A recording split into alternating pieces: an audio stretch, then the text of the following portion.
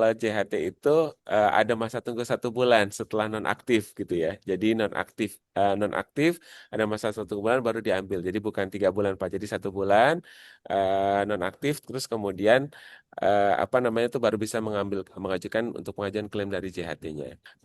Kalau yang tadi kami cek Pak Koco yang sudah disampaikan ke kami NIK-nya itu dilaporkannya adalah nonaktifnya atau dilaporkan nonaktif atau sudah tidak membayarkan lagi laporannya karena mengundurkan diri.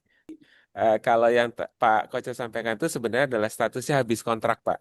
Jadi kan Hmm. memang pekerja kita kan ada dua, ada PKWT, ada PKWTT, kontrak sama tetap gitu ya. Nah, kalau yang manfaat JKP itu diberikan ketika dia memang PHK, bukan habis kontrak. Oke, berarti untuk teman-teman ini tidak bisa masuk dalam konteks JKP karena memang mereka adalah tenaga kontrak tahunan.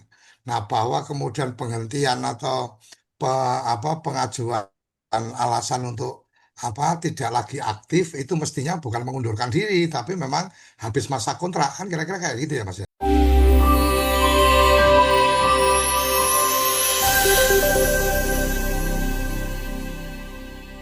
Oke, terima kasih. Assalamualaikum warahmatullahi wabarakatuh. Salam bahagia kawan-kawan. Waalaikumsalam warahmatullahi wabarakatuh. Teman-teman dari tenaga pendamping profesional yang kebetulan bergabung dalam ekosistem uh, Korps 805.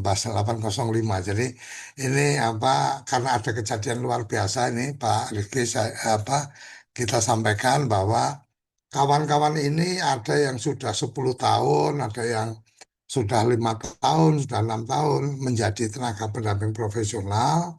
Tetapi 2025 ini pada saat memasuki 2026 ini kemudian tidak diperbarui kontrak. Nah, tidak diperbarui kontrak ini memang kenapa kemarin saya laporkan bahwa ada dalam tanda petik sengketa itu karena memang kita sedang berproses apa untuk memperjuangkan kawan-kawan karena kawan-kawan ini rata-rata evaluasi kinerjanya bagus tetapi tidak diperpanjang kontrak. Kita tidak mendiskusikan itunya, tapi kita ingin mendapatkan gambaran. Satu tentang BPJS Ketenagakerjaan kawan-kawan ini mungkin Bapak sudah mendapatkan gambarannya seperti apa, supaya kawan-kawan ini paham. Yang kedua tentang adanya jaminan pemutusan kerja atau apa itu yang kemarin disampaikan mungkin bisa diberikan gambaran syarat-syaratnya seperti apa dan seterusnya. Karena yang kita tangkap kemarin ada informasi tentang ada kepesertaannya harus berapa dan seterusnya. Mungkin nanti Bapak bisa berikan gambaran dan nanti kita juga akan berikan ruang untuk kawan-kawan bisa bertanya langsung karena memang saya tidak dalam kapasitas untuk paham tentang apa yang mungkin banyak kawan-kawan ingin sampaikan. Saya pikir itu, Mas, saya berikan kesempatan penuh ke jenengan untuk berbagi informasi ke kawan-kawan. Oke, baik. Makasih. Pak, saya panggilnya Pak Suryo, nggih, Pak. Pak Suryo Koco, atau Pak? koco. Oh, Pak Koco, oke. Oke, Pak Koco, matur nuwun. Ya, Terima kasih. Assalamualaikum warahmatullahi wabarakatuh. Selamat siang dan salam sejahtera untuk kita semua. Pak Koco dan Bapak Ibu sekalian yang nggak bisa saya sebutkan satu persatu. Terima kasih atas undangannya. Jadi ini berawal, mungkin biar Bapak Ibu juga tahu gitu ya. Berawal Pak Agung, Dewan Pengawas kami, mengontak saya gitu. Pak Eki, Mas Eki ini minta tolong rekan saya, klien saya Pak Koco terkait ini dan sebagainya gitu ya. Baik Pak, saya coba kontak beliau. Kira-kira ada terkait apa soal BPJS Ketenagakerjaan. Sehingga diagendakanlah hari ini gitu ya. Oh ya, sebelumnya ini hadir juga Pak dari Asisten Deputi Kepesertaan Institusi Pak Syahrul. Pak Syahrul. Ya, siap. Baik, ya. Ini Pak Syarul, Pak Koco, saya kenalkan Pak Syarul, beliau adalah asisten deputi kepesertaan institusi gitu ya. Karena yang hadir pada kesempatan kali ini ada dua Pak, saya kebetulan dari pelayanan, Pak Syarul dari kepesertaan. Jadi memang Pak Syarul juga sekaligus saya coba ulang gitu kemarin, Pak Agung Dewas itu ngontak saya gitu ya. Pak Eki ini ada rekan klien saya ada PHK 3.000 orang dan sebagainya gitu ya. Terus saya coba konfirmasi ke Pak Koco, Pak ini memang ada seperti apa gitu. Terus disampaikan oleh Pak Koco ini ada perselisihan, anggota kami ada PHK 3.000 dan seterusnya gitu ya. Terus setelah kami cek, ternyata kepesertaannya memang ini Pak Syahrul. Setelah kami cek kepesertaan adalah Kementerian Perdesaan gitu ya Pak Koco ya gitu ya. Nah, karena memang terkait juga Pak Pak Syahrul ini ada kepesertaan institusi, jadi memang antar institusi lembaga nanti mungkin bisa dijelaskan. Ya. Nah, lalu kemudian sengaja memang sebelumnya saya minta ke Pak Koco mungkin daftar nama atau NIK-nya dulu supaya bisa kami cek dan kami kami lihat dulu seperti apa profilnya dan sebagainya.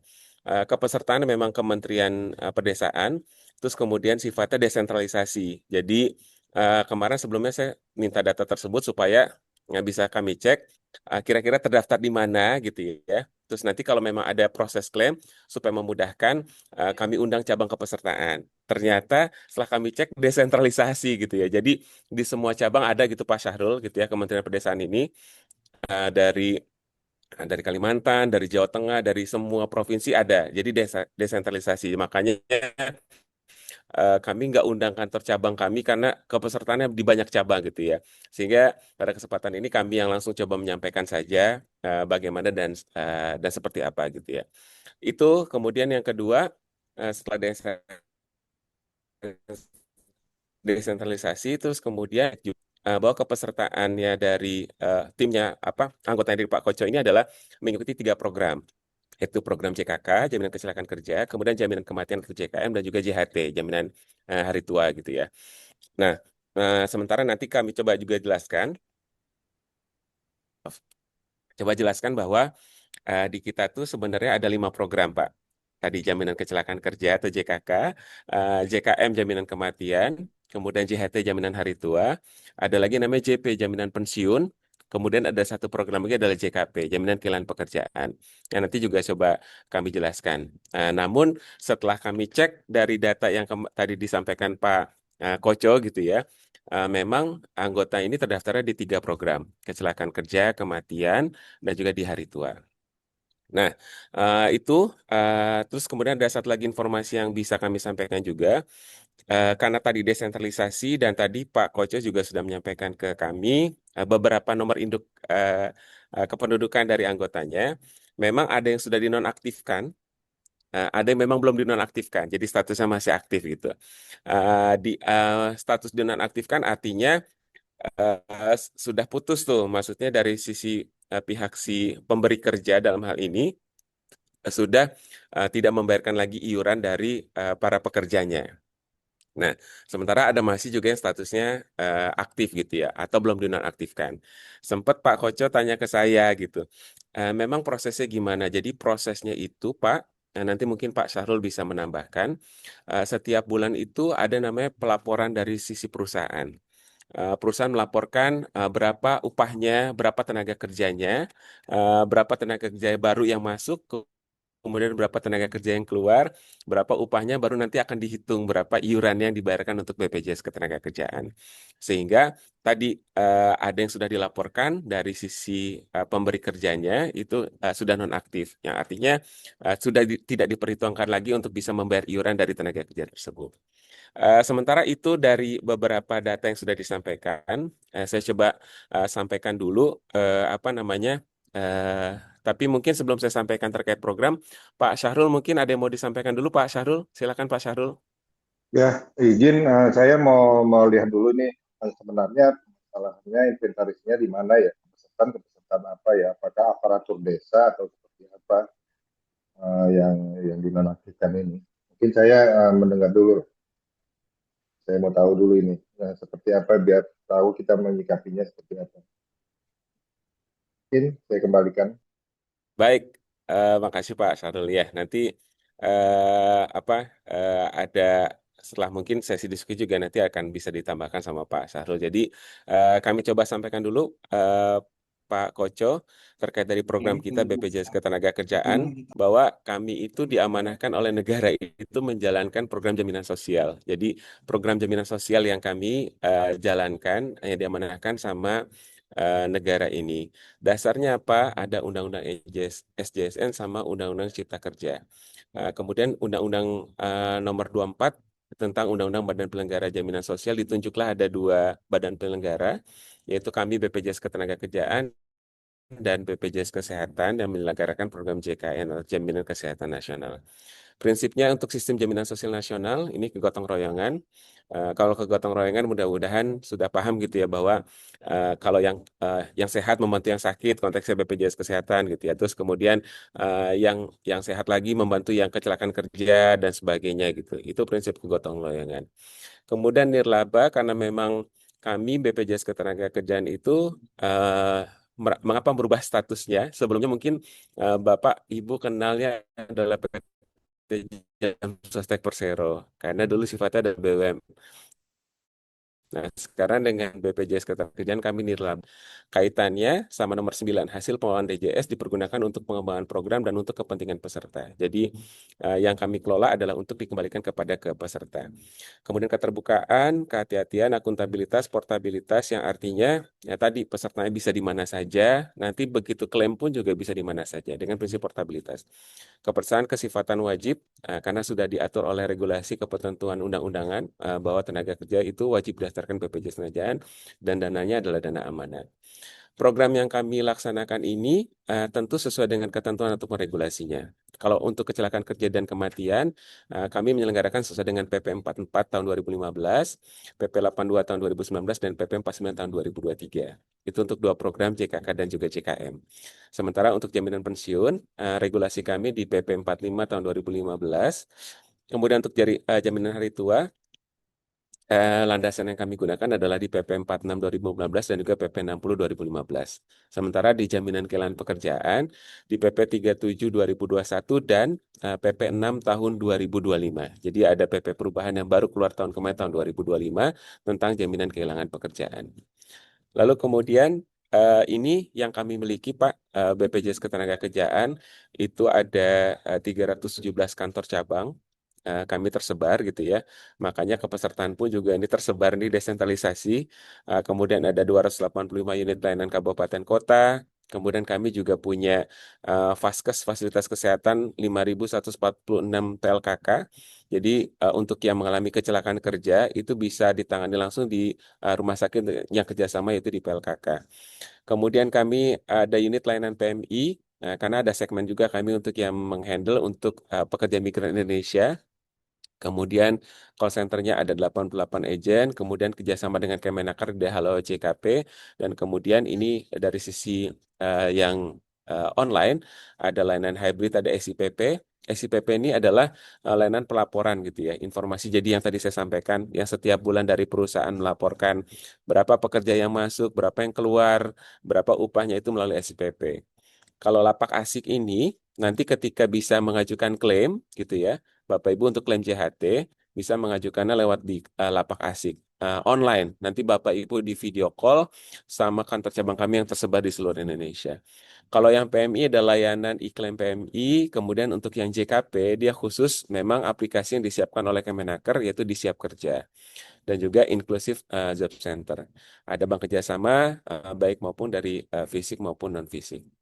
Lalu kemudian secara profil, ini peserta kami Pak, untuk yang total peserta 48 juta dengan PU, segmennya kami ada PU, ada BPU, ada Jakon. Untuk yang PU itu adalah penerima upah, yang artinya pekerja formal, yang seperti Bapak Ibu ini yang masih menerima upah gitu ya. Kalau BPU itu kayak pekerja mandiri yang Bapak Ibu menghasilkan upah atau bukan penerima upah. Jakon itu adalah jasa konstruksi, yang artinya biasa Bapak Ibu itu bekerja atas proyek konstruksi baik yang dilakukan oleh pemerintah maupun swasta. Kemudian ini ada total peserta, kemudian ada peserta JHT, ada peserta JP. Nah, kenapa dipisahkan? Total peserta ini pasti dia ikut dua program, JKK, JKM. Makanya ada yang PU, ada BPU, ada Jakon. Karena Jakon itu pasti hanya dua program, JK kecelakaan kerja sama kematian. BPU juga diwajibkannya dua program, PU juga secara penahapan dua program. Tapi kalau Bapak Ibu setelah kami cek itu masuk ke dalam 19 juta ini yang masuk termasuk di program JHT. di segmen PU ini. Kemudian ada juga yang JP karena sifatnya adalah wajib bagi yang skala usahanya adalah besar maupun menengah. Itu begini profil pesertanya. Dari total peserta aktif, sebanyak 40% merupakan peserta JHT dan 31% peserta dari JP. Dan Bapak Ibu itu belum terdaftar di peserta jaminan pensiun ataupun JP. Baru sampai dengan 3 program. Kecelakaan kerja, kematian, dan juga di jaminan hari tua. Lalu kemudian untuk yang PU ini 5 program. JKK, JKM, JHT, JP, dan juga JKP. Sementara BPU dan PMI ini 3 program, JKK, JKM, dan juga JHT.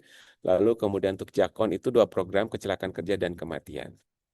Nah, kecelakaan kerja ini adalah perlindungan atas risiko kecelakaan kerja mulai dari berangkat selama kerja hingga pulang ke rumah dengan ketentuan baru yang memberikan penambahan ruang lingkup hingga risiko kekerasan fisik dan atau pemerkosaan yang terjadi di tempat kerja dan atau dalam hubungan kerja.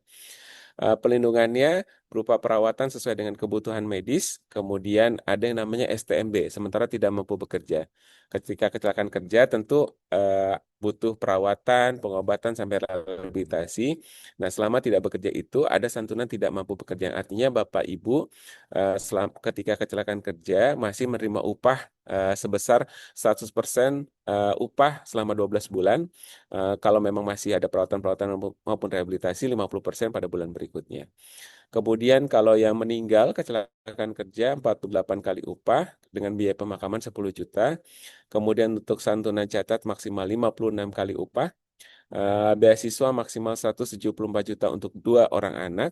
Kemudian biaya transportasi apabila memang dibutuhkan, misalnya pengangkutan dari tempat kecelakaan kerja dan seterusnya itu ada maksimal transportasi di udara 10 juta, darat, sungai maupun danau itu 5 juta, dan laut adalah 2 juta.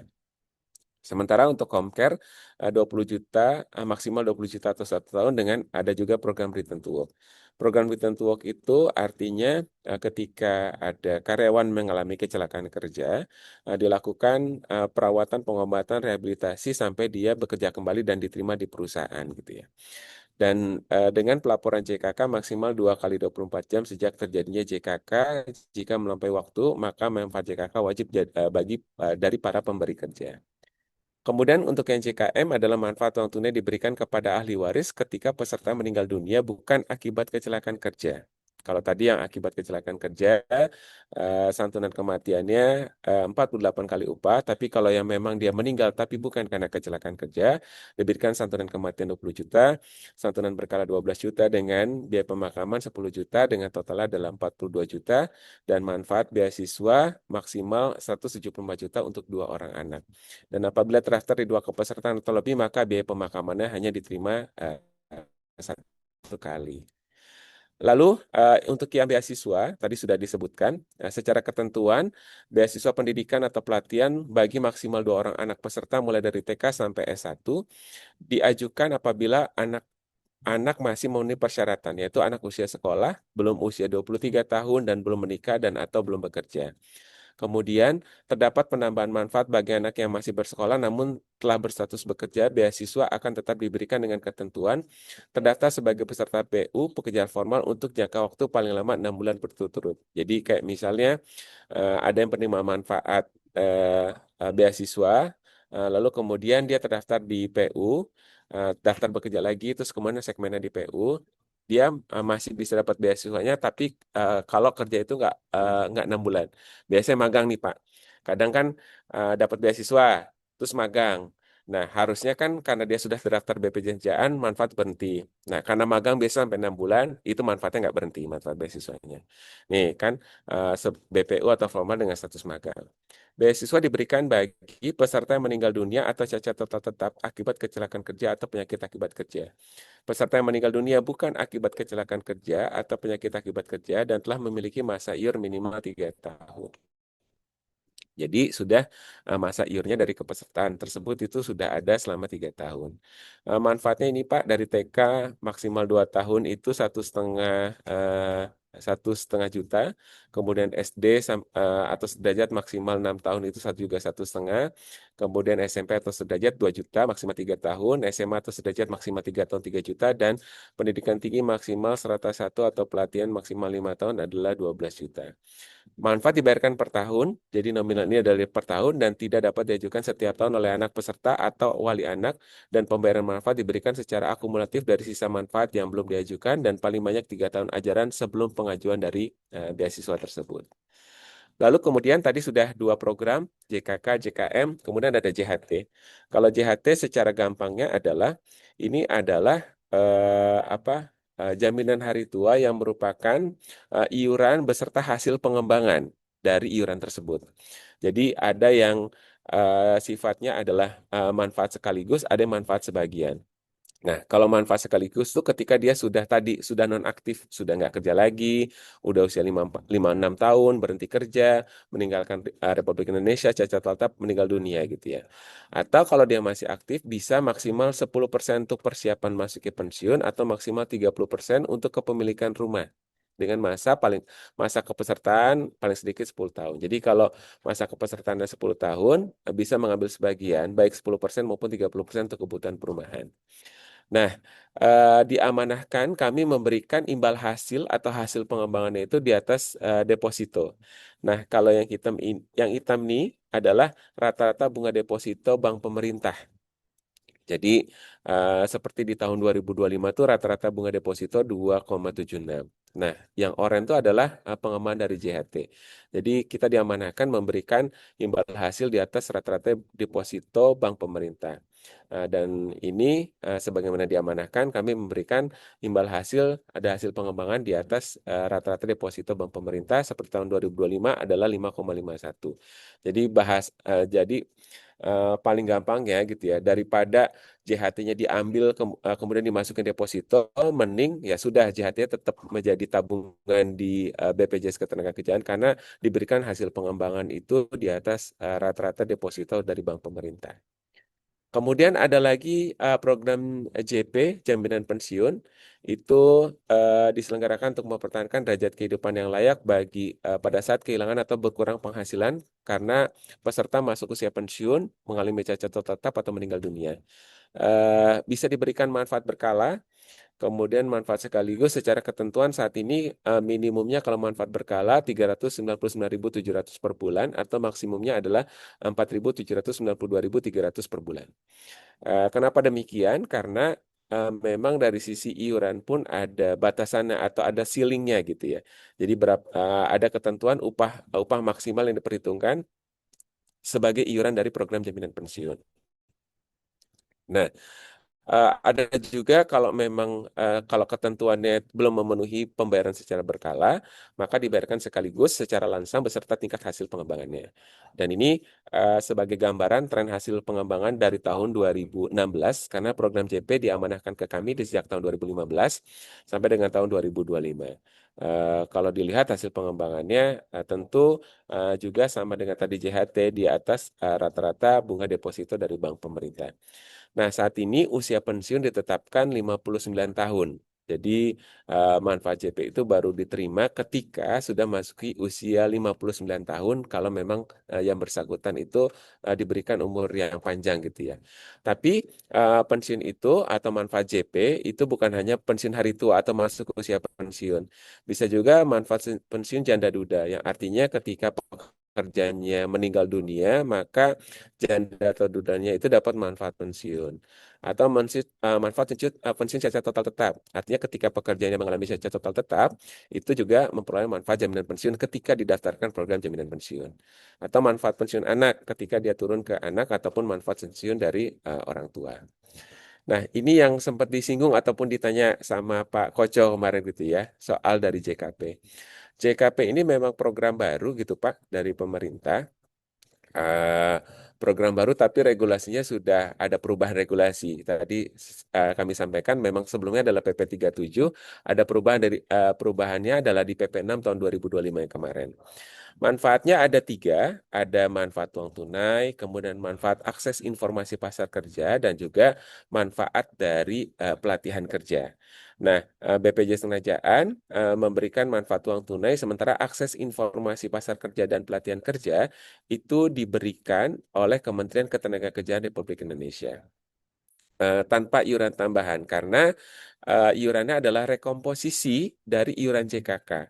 Jadi iuran JKK-nya ada yang diambil sebagian sesuai dengan persentase dari ketentuan itu untuk membayar iuran dari JKP.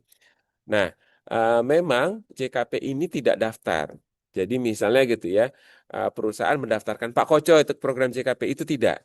Tapi JKP itu terdaftar otomatis kalau ketentuan ini terpenuhi. Nah, kalau ketentuan ini terpenuhi, maka akan terdaftar menjadi peserta program JKP. Apa aja syaratnya? Pertama WNI.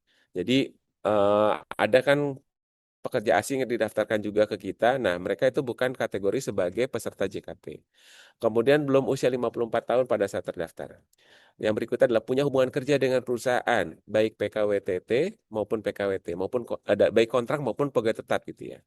Nah, kemudian yang berikutnya adalah eh, bahwa perusahaannya itu harus terdaftar ke semua program jaminan sosial, program JKK, JKM, JHT, JP maupun dari JKN, BPJS Kesehatan. Jadi, kalau sudah terdaftar ke semua program, maka akan memenuhi persyaratan dan jadi peserta program JKP. Nah, ini yang menjadi persyaratan untuk program JKP. Jadi memang JKP itu tidak mendaftarkan, sekali lagi ya. Jadi perusahaan tidak mendaftarkan, oh saya mendaftarkan Pak Koco program JKP, enggak. Tapi dia akan terdaftar ketika ketentuan syarat kepesertaan ini terpenuhi. Nah, barulah jadi peserta JKP. Lalu berapa iurannya untuk program BPJS Ketenagakerjaan gitu ya. Jadi untuk yang penerima upah itu sebetulnya dari sisi tenaga kerja itu hanya membayar 3%. 2% untuk JHT dan 1% untuk JP. Ketika memang didaftarkan program JP.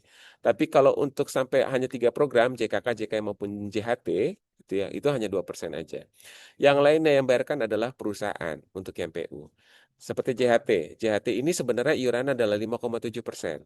Tapi perusahaan membayar 3,7, dipotong dari penghasilan atau gajinya adalah 2%. Tetap 3,7 dibayarkan sama pemberi kerja. Lalu kemudian untuk yang jaminan kematian itu adalah 0,3% dari upahnya dibayarkan sama si perusahaannya.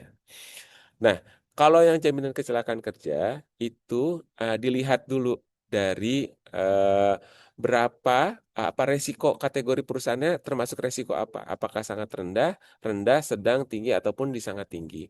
Karena itu akan berpengaruh ke iuran CKK-nya. Nah, iuran CKK ini semua yang bayarkan adalah dari sisi perusahaan. Nah, kalau untuk yang JKP, yang JKP itu adalah rekomposisi dari iuran JKK-nya. Jadi ada yang kalau dia jadi peserta akan diambil dari iuran JKK-nya untuk bayar JKP.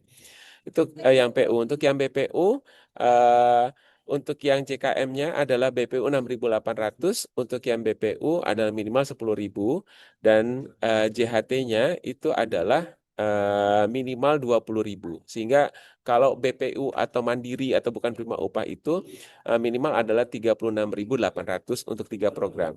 Kematian, kecelakaan kerja maupun hari tua. 6.800, 10.000 dan 20.000 atau semuanya total ada 36.800.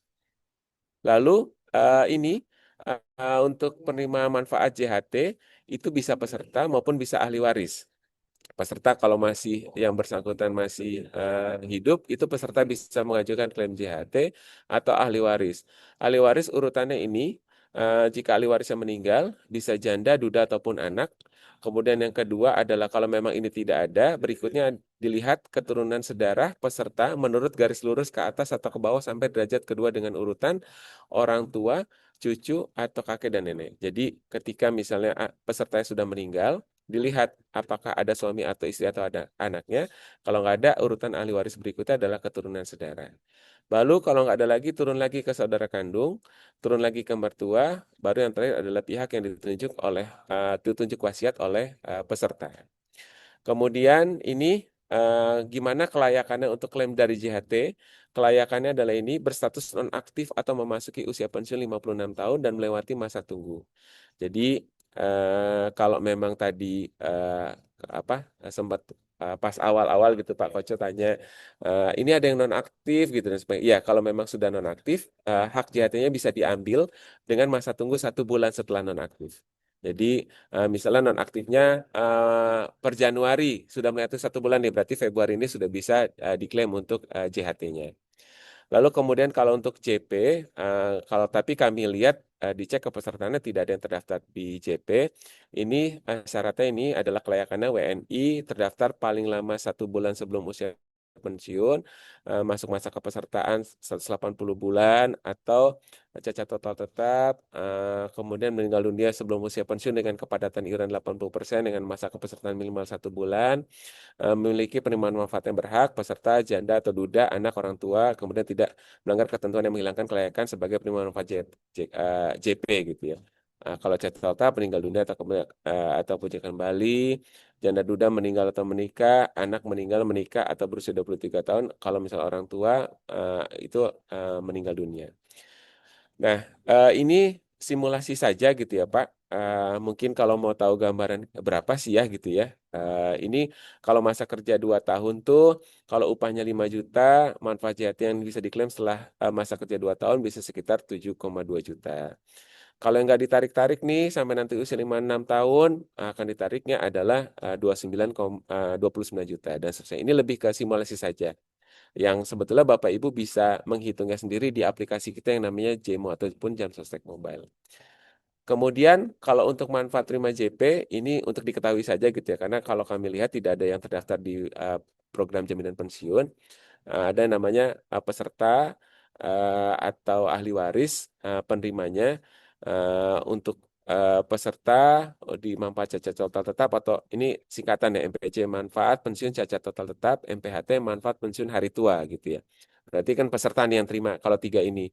Karena kalau masih hidup dia peserta. Kalau cacat total tetap karena dia masih hidup juga tapi kondisi cacat total tetap dia juga peserta. Kalau MPHT manfaat pensiun hari tua berarti kan karena alhamdulillah diberikan umur panjang berarti masih hidup peserta juga yang ambil. Atau ahli waris. Kalau peserta udah nggak ada ahli waris, urutannya adalah masih ada suami atau istri adalah namanya MPJD, manfaat pensiun janda duda. Jadi janda atau duda yang menerimanya. Yang secara hukum pernikahan tercatat dan belum menikah kembali. Jadi, tapi kalau janda atau dudanya sudah menikah lagi, maka hilang haknya gitu ya. Terus kemudian anak MPA itu manfaat pensiun anak. Nah, anaknya itu yang sah secara hukum kemudian belum menikah, belum berusia 23 tahun ataupun juga belum bekerja. Maka haknya jatuh ke anaknya. Atau MPOT manfaat pensiun orang tua adalah orang tua yang sah secara hukum jika pesertanya adalah lajang atau salah satu orang tua dari peserta yang akan menerima dari MPOT manfaat pensiun orang tua tersebut. Ada dua, ada yang memang diterima secara berkala, ada yang diterima secara langsam. Ini term and condition atau kondisinya gitu ya. Ketika dia masuk usia pensiun tapi belum masa IRA belum 15 tahun maka akan diterima langsam. Tapi kalau dia sudah masuki hari tua di usia pensiun tapi masa IRA sudah 15 tahun dan belum meninggal dunia maka dia manfaatnya masuk ke berkala. Jadi ini yang bisa kita lihat apakah diterimanya secara langsam ataupun secara berkala. Kalau meninggal dunia dengan kepesertaan kurang dari 1 tahun, maka diterimanya langsam. Kalau cacat total tetap dengan kejadian setelah terdaftar dalam program JP kurang dari 1 bulan, maka manfaatnya langsam. Ini kriteria dari manfaat pensiun apakah diterimanya secara berkala atau diterimanya secara langsam. Kemudian ini jadi seperti yang tadi disampaikan, makanya di manfaat JP-nya itu ada minimalnya berapa diterimanya kalau yang berkala ada maksimal gitu ya. Karena upahnya pun dibatasin dari iuran 3% dari upah. Misalnya upahnya Pak Koco adalah 20 juta. Tetap yang hitungan adalah 10,547400 atau 10.547.400 yang jadi batasan upah dari JP. Ini formulanya dan batasan upah JP dan juga dari manfaatnya. Secara simulasi ini untuk manfaat jaminan pensiun Kurang lebih itu kami sampaikan terkait dari program BPJS Ketenagakerjaan dari kelima program yang kami diamanahkan untuk bisa melaksanakan. Mudah-mudahan bisa dipahami bersama dan kita siap untuk bisa berdiskusi gitu ya. Tapi kembali lagi bahwa eh, kemarin Pak Koco menyampaikan gitu ya, menanyakan ini kalau persisian gimana gitu. Kalau persisian sebenarnya masih di ranahnya Kemenaker maupun dinas. Kami sebenarnya kalau sudah secara inkrah kami akan berikan manfaatnya sesuai dengan ketentuan yang tadi sudah dijelaskan. Itu Pak mungkin silakan kalau memang ada sesi diskusi, ada yang ditanyakan, mungkin supaya tertib nanti bisa melalui Pak Koco gitu ya, diatur siapa saja dan sebagainya. Dan kembali ke tadi gitu ya, di sini kami dari pelayanan, ada kepesertaan. Silakan ada hal yang mungkin bisa kami bantu untuk terkait dari Bapak Ibu semua. Demikian saya kembalikan ke Pak Koco. Silakan Pak. Oke, terima kasih Mas Reki. Jadi ini setidaknya kawan-kawan sudah mendapatkan gambarannya. Nah, sekarang kita berikan kesempatan kawan-kawan yang ingin menanyakan, tanya tentang apa, karena posisinya Mas Reki ada yang merasa bahwa ini udah nggak dapat perpanjangan lagi, ya udahlah mau ditarik apa yang bisa ditarik, kira-kira seperti itu. Ada juga yang memang masih masih menunggu untuk kemudian ini berproses sehingga nggak usah ditarik karena nanti kan juga akan apa dijadikan kepesertaan lagi ketika memang masuk kontrak, kan kira-kira kayak gitu. Itu ya Mas Reki ya, bisa bisa dipaham, semoga bisa dipahami. Dan tadi yang dari Pak Sahrul ya, Pak Sahrul. Jadi kondisinya Pak Sahrul, kawan-kawan ini Ya adalah Pak, tenaga dari Kementerian Desa. Jadi oke ini Pak. teman-teman ini tenaga dari Kementerian Desa, mereka penyedia jasa yang kemudian dikontrak diperbarui tiap tahun. Ada beberapa yang sudah dari 2016, artinya sudah 10 tahun. Ada juga yang mungkin ada yang setelah itu dan seterusnya. Nah, posisi hari ini beberapa yang bergabung ini adalah mereka yang di 2025 mereka masih bekerja, kemudian ada SK baru, ini nama mereka tidak masuk. Nah, ini kan antara memang ada sesuatu yang sedang kita perjuangkan atas itu, tapi ada juga yang kemudian sudah mulai berpikir, udahlah kalau gitu apa yang urusan BPJS mau diselesaikan dan seterusnya. Kira-kira itu. Kawan-kawan silakan kalau ada yang ingin bertanya bisa langsung open mic. Silakan Abdi Permana kalau bisa, kalau memungkinkan open kamera, tapi kalau enggak juga enggak apa-apa. Silakan, sudah reset Abdi. Baik, Pak Ade, terima kasih Pak Ade Koco. Ya, Sekarang langsung saja, langsung. Bapak Ibu. Nah, ini kan saya pribadi ini kan dari tahun 2016 sudah terdaftar di BPJS Tenaga Kerja. Akan tetapi pada saat tahun 2016 itu kami terdaftarnya di daerah, Pak Ade. Jadi BPJS daerah. Nah, kemudian selang 2 tahun berganti lagi, kemudian 2 tahun berganti lagi, kemudian programnya juga berganti lagi. Ada yang 2, ada yang 3, begitu gitulah Pak De, dari tahun 2016 sampai 2000 terakhir 2023 kalau saya tidak salah, itu dikembalikan desentralisasi tadi.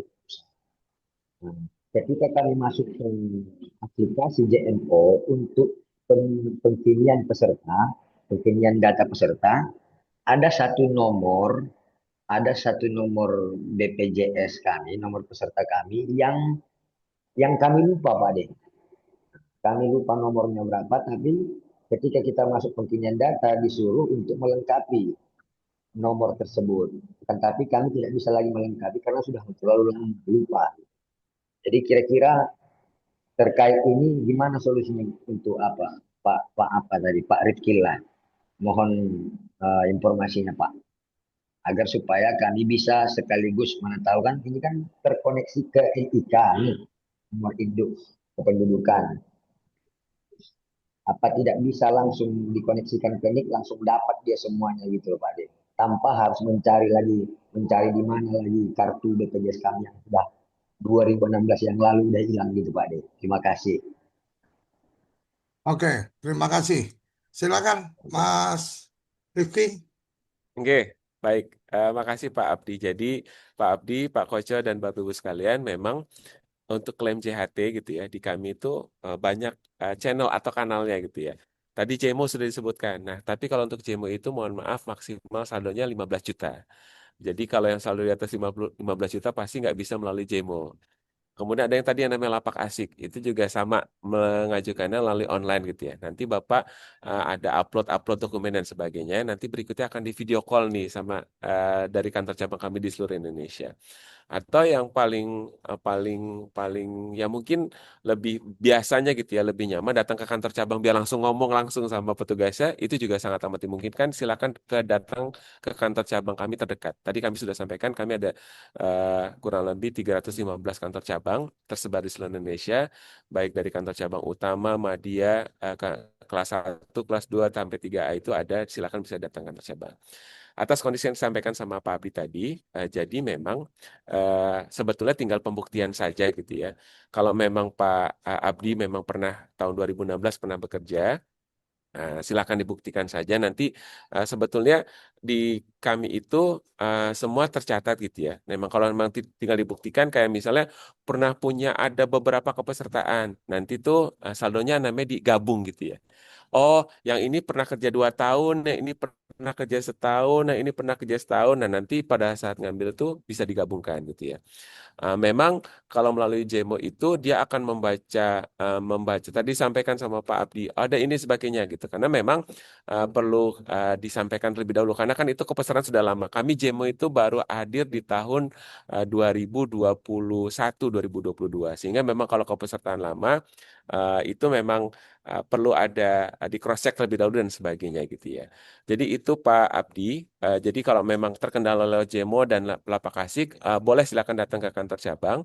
Nanti kalau memang Pak Abdi pernah kerja di tahun tadi 2016, nggak apa-apa silakan dibuktikan. Entah mungkin pernah ada surat apa dari tahun 2016 itu, silakan untuk bisa disampaikan ke kantor cabang kami. Prinsipnya saldo yang dimiliki dari kepesertaan lama-lama itu nggak hilang. Tadi kan sudah disampaikan gitu ya, sifatnya oleh amanah nirlaba. Bahkan saldo-saldonya itu akan tetap dikasih hasil pengembangan gitu ya. Kalau sekarang pun gak diambil, tetap dikasih hasil pengembangan tuh. Misalnya sekarang saldonya 10 juta gitu ya, atau saldo 20 juta. Tahun depan pasti bisa berubah lagi saldonya, karena saldo yang ada itu dikasih hasil pengembangan. Dan terhadap kepesertaan yang banyak itu nanti akan digabungkan, ketika nanti ngambil, baru digabung saldonya, baru diakumulasi berapa saldo JHT yang bisa diajukan untuk proses pembayaran klaim. Begitu, mudah-mudahan sudah cukup menjawab Pak Abdi. Jadi kalau terkait yang tadi pernah kerja di sini sebagai nggak apa-apa, silakan dibuktikan saja gitu Pak, supaya memang diyakini Bapak pernah kerja di sini tahun sekian, Bapak pernah kerja di sini tahun sekian gitu ya. Dan di kami pasti akan tercatat pernah pekerja di tahun berapa saja. Tinggal memang Pak Abdi membuktikan bahwa Pak Abdi memang pernah bekerja di sini tahun sekian dan sekian. Begitu Pak. Oke, Abdi, ada yang masih ingin diperjelas atau sudah cukup? Oke, terima kasih Pak De. Oke, jadi Mas Rifki ini sebagai tambahan catatan, teman-teman tenaga pendamping ini dulu istilahnya pendamping desa, itu memang urusan BPJS ini agak rada aneh menurut saya. Jadi awal mereka terdaftar di daerah, kemudian ditarik ke Jakarta, kemudian habis itu dikembalikan lagi ke daerah. Bahkan data kepesertaan saat itu kita pernah menemukan bahwa yang dari daerah ketika ditarik ke Jakarta, mereka itu tidak menggunakan nomor yang ada awal, sehingga ketika ada klaim, dia nggak bisa karena tidak ada catatan medis bahwa dulu pernah kecelakaan sehingga sekarang harus waktu itu case-nya harus operasi apa bongkar pen ya. Jadi pasang pen kemudian harus bongkar pen, tapi karena pindah kepesertaan, kemudian data itu eh, kemudian dianggap tidak pernah ada kejadian kecelakaan yang tahun berapa itu. Nah, ini mungkin Ini jadi catatan apa? Catatan yang pernah kita temukan dan semoga nanti apa untuk kawan-kawan ini bisa mendapatkan informasi yang lebih jelas. Kawan-kawan silakan kalau ada yang tertarik untuk memberikan pertanyaan Oppo Saya CPH coba ini, sambil sambil nunggu Assalamualaikum Pak Pak Koco. Coach. ya. Oke, Assalamualaikum kalau Pak. ada, ya, Oke, kalau oke. ada silakan Mungkin silakan. bisa apa pertanyaan dulu nanti apa dirangkum Mas Rifki. Silakan, Ya, Oppo. terima kasih Pak Koco. Ini Bang Rapki. Ya, Saya dari Bangka Belitung. Terkait masalah kontrak kita ini kan 25 tahun 2025 kan masih dibayar. Lalu 2026 untuk Januari kan kemungkinan nggak dibayar lagi kan? Nah, apakah peserta itu langsung nonaktif atau masih beberapa bulan ke depan baru aktifnya, baru nonaktifnya? oke, Jadi cukup gitu.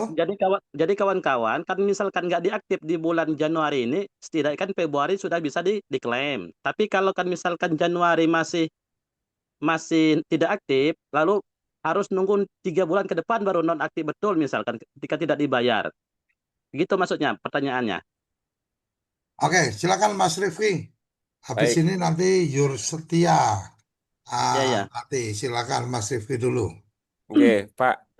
Ya Pak. Jadi tadi kalau JHT itu ada masa tunggu 1 bulan setelah nonaktif gitu ya. Jadi nonaktif ada masa 1 bulan baru diambil. Jadi bukan 3 bulan Pak. Jadi 1 bulan nonaktif terus kemudian apa namanya itu baru bisa mengajukan untuk pengajuan klaim dari JHT-nya. Nah, kalau kalau yang kemarin tadi Pak Koco ada beberapa data yang dikasih ke kami tuh ada yang sudah nonaktif gitu Pak. Tapi masih ada juga yang masih diaktif gitu. Nah, kalau yang masih aktif sebetulnya juga Bapak Ibu nggak perlu khawatir artinya bahwa kalau masih aktif itu harus artinya iurannya masih dibayarkan nih. Kami masih menunggu nih dibayarkan iurannya. Nah, kalau masih dibayarkan iurannya kan berarti secara nggak langsung saldonya masih nambah nih gitu ya. Kalau dia ikut JHT gitu ya. Nah, nanti pada saat dinonaktifkan baru bisa mengajukan klaim. Tapi secara prinsipnya tadi Pak, jadi 1 bulan setelah nonaktif. Katakanlah tadi sudah dinonaktifkannya sejak Januari nih gitu ya. Berarti Februari sudah bisa ngambil gitu ya. Dan itu saldonya tadi iuran beserta hasil pengembangannya. Nah, kalau kalau memang masih aktif, berarti nggak perlu khawatir. Artinya masih dibayarkan iurannya gitu. Memang kami masih menunggu kapan mau bayarkan iurannya. Tapi kalau sudah dinonaktif 1 bulan ada masa tertentu baru bisa diajukan klaim JHT-nya. Nah, dan itu yang melakukan adalah dari kami melihatnya itu dari sisi pihak perusahaan gitu ya. Nah, dalam hal ini mungkin karena tadi sekaligus saja pernyataan sebelumnya, karena tadi apa namanya desentralisasi yang artinya masing-masing didaftarkan masing-masing nih gitu ya. Tadi Pak Kocap pun cerita, oh ya sebelumnya di daerah terus terpusat daerah gitu. Sebenarnya itu nggak jadi masalah karena semua pasti akan tercatat. Kalau ada saldonya pasti akan tercatat gitu ya. Nah, tinggal memang mekanismenya tadi kalau di kami lihatnya desentralisasi atau sentralisasi. Kalau desentralisasi itu ada pengurusnya dia tiap tiap cabang. Misalnya di Pekalongan itu ada pengurusnya nih. Kalau kami biasa sama perusahaan sama HRD-nya yang ngurusin laporan dia berapa apa dinonaktifkan, diaktifkan, bayar iurannya gitu ya. Nah, justru lebih enak kalau kalau desentralisasi misal ada kendala Bapak Ibu bisa langsung hubungin dari perwakilan di daerahnya itu ketika memang belum dinonaktifkan dan sebagainya gitu. Sehingga ketika tadi disampaikan sama mohon maaf dengan Pak siapa gitu ketika sudah nonaktif masa tunggu 1 bulan langsung bisa mencairkan klaim JHT-nya gitu ya karena kalau yang tadi kami cek Pak Koco yang sudah disampaikan ke kami NIK-nya itu dilaporkannya adalah nonaktifnya atau dilaporkan nonaktif atau sudah tidak membayarkan lagi laporannya karena mengundurkan diri yang kami terima sebabnya adalah mengundurkan diri. Jadi kami kan tadi Hmm. itu sudah dijelaskan itu ya bahwa kalaupun mengundurkan diri karena status nonaktif bisa klaim JHT-nya tapi hanya masa tunggu 1 bulan. Nah, kembali ke apa ini ke apa penjelasan yang lain bahwa kalau yang terkait tadi JKP sebetulnya adalah tadi JKP adalah kepesertaannya tadi daftarkan tempo otomatis. Kemudian yang kedua adalah JKP itu diberikan kepada tenaga kerja yang di PHK. artinya statusnya itu PHK gitu ya. PHK PHK-nya baik secara semuanya. Kalau dia di PHK dari perusahaan, perusahaan mengeluarkan surat PHK, kemudian pekerja itu membuat surat pernyataan tidak menolak di PHK, dilaporkan ke dinas, nanti dinas mengeluarkan bukti lapor PHK. Nah, itu untuk klaim JKP demikian dengan persyaratan terdaftar JKP gitu ya. Nah, kalau terdaftar JKP, kemudian dia di PHK bisa mengajukan manfaat JKP dengan syarat tadi, ada surat PHK, dokumen PHK yang tadi, terus kemudian ada syarat tadi masa iur 12 bulan. Tapi kan karena tidak ada yang terdaftar peserta JKP, jadi mungkin tidak ada yang klaim JKP ini gitu ya. Dan kalau klaim JKP, dia hanya bisa online melalui aplikasi Siap Kerja dari Kemenaker gitu ya. Nah, karena semuanya apa yang tadi data yang disampaikan ke kami ikutnya 3 program, berarti kan yang bisa diproses ada klaimnya JHT nih atau tabungan dari hari tuanya, dan JHT-nya itu bisa diklaim ketika 1 bulan setelah dinonaktifkan, ada masa tunggu dengan catatan belum bekerja lagi. Karena kalau sudah bekerja lagi, itu nanti nggak bisa, karena tercatatnya masih aktif atau berpenghasilan. Sehingga kan JHT ini filosofinya sebenarnya adalah untuk hari tua nih. Tapi pemerintah mengeluarkan regulasi, bisa diambil dengan masa tunggu 1 bulan dengan syarat belum bekerja lagi. Karena mungkin dilihatnya, oh sebagai bekal gitu ya, karena memang belum kerja lagi, sehingga tabungan hari tua bisa diambil. Tapi kalau dia sudah nggak kerja lagi gitu ya, sudah tadi resign atau apapun gitu ya, sudah dinonaktifkan, terus kemudian nggak kerja lagi, itu bisa klaim. Tapi kalau kerja lagi, kan dilihatnya masih punya penghasilan. Nah, itu JHT-nya nanti bisa untuk di hari tua yang memang betul-betul diperlukan. Demikian Pak, mudah-mudahan cukup menjawab. Oke, makasih. Tapi menarik tadi tentang benar-benar PHK atau mengundurkan diri. Sementara di catatan data yang kita sampaikan tadi, tercatatnya mengundurkan diri. Nah, dalam konteks pekerja teman-teman ini kan mereka penyedia jasa tenaga kerja yang kemudian dilakukan kontrak tiap tahun nih, perbaruan-perbaruan. Yang memang secara regulasinya mestinya ketika mereka tidak ada pelanggaran dan kerjanya baik, maka itu otomatis diperpanjang diperbarui. Nah, ketika kemudian mereka tidak diperbarui, apakah kemudian bisa dianggap sebagai PHK atau kemudian benar seperti yang disampaikan tadi, pelaporannya adalah mengundurkan diri? Karena kalau mengundurkan diri kan harusnya ada surat bahwa mengundurkan diri dari pekerjaan. Kira-kira gimana Mas Rifki? Sebelum saya berikan kesempatan ke kawan yang lain. Oke Pak, jadi kalau yang Pak Koco sampaikan itu sebenarnya adalah statusnya habis kontrak Pak. Jadi kan Hmm. memang pekerja kita kan ada 2, ada PKWT, ada PKWTT, kontrak sama tetap gitu ya. Nah, kalau yang manfaat JKP itu diberikan ketika dia memang PHK, bukan habis kontrak. Jadi kalau Oh, habis oke. kontrak, kalau habis kontrak itu kan karena dia jelas tuh, oh kontraknya dari tanggal 1 Januari sampai 31 Desember, atau dari tanggal 10 Januari sampai dengan tanggal 9 Januari tahun depan atau apa gitu. Jadi kalau ada kontraknya jelas gitu ya, dan itu bukan kategori penerima manfaat JKP karena itu habis kontrak, bukannya PHK. Kalau PHK itu kan eh, karena mungkin mungkin Pak Koco sudah lebih paham dari saya gitu ya. Artinya ada hubungan industrial yang mungkin tidak bisa diselesaikan antara kedua belah pihak. Dari sisi perusahaan misalnya, perusahaan efisiensi atau pilot gitu ya, sehingga muncul PHK gitu. Atau dari sisi pekerjanya mencuri, melanggar, akhirnya di PHK gitu. Nah, itu jadi kalau NJKP itu memang dikhususkan untuk pekerja yang mengalami PHK. Tapi kalau yang memang putus kontrak itu bukan masuk kategori PHK karena memang secara kontrak dia sudah jelas dari kapan sampai kapan dia akan selesai kontraknya demikian. Demikian Pak Koco. Oke, berarti untuk teman-teman ini tidak bisa masuk dalam konteks JKP karena memang mereka adalah tenaga kontrak tahunan. Nah, bahwa kemudian penghentian atau pengajuan alasan untuk tidak lagi aktif itu mestinya bukan mengundurkan diri, tapi memang habis masa kontrak kan kira-kira kayak gitu ya Mas ya. Karena dari data yang tadi Oke, betul disampaikan Pak. Mas Rifki kan alasannya mengundurkan diri, berarti kan yang mengajukan permohonan untuk penghentian dengan alasan pengunduran diri kan ini satu kesalahan. Artinya kita pengen supaya pemerintah ini, kementerian ini punya tata kelola yang benar. Jangan kemudian orang nggak mundur, mosok dilaporkan mundur. Orang nggak di PHK, dilaporkan PHK, kan kira-kira seperti itu. Oke, Mbak Yur Setia. Yur Setia, silakan open mic. Ada yang ingin ditanyakan? Atau yang lain ada yang ingin ditanyakan? Halo, Ya, silakan. halo.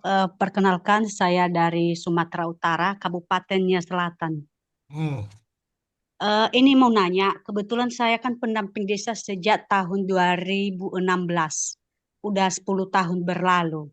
Jadi kebetulan nomor BPJS TK saya ini ada dua.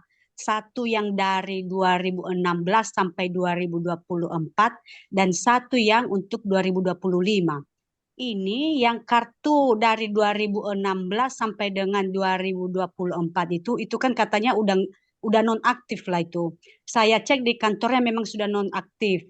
Terus itu kan saldonya itu nggak bisa lagi dilihat, cuma pas di kantor cabangnya itu kami suruh petugasnya untuk mengecek. Saldonya itu hanya sekitar 2 jutaan. Sementara itu udah 9 tahun saya itu bayar-bayar BPJS TK.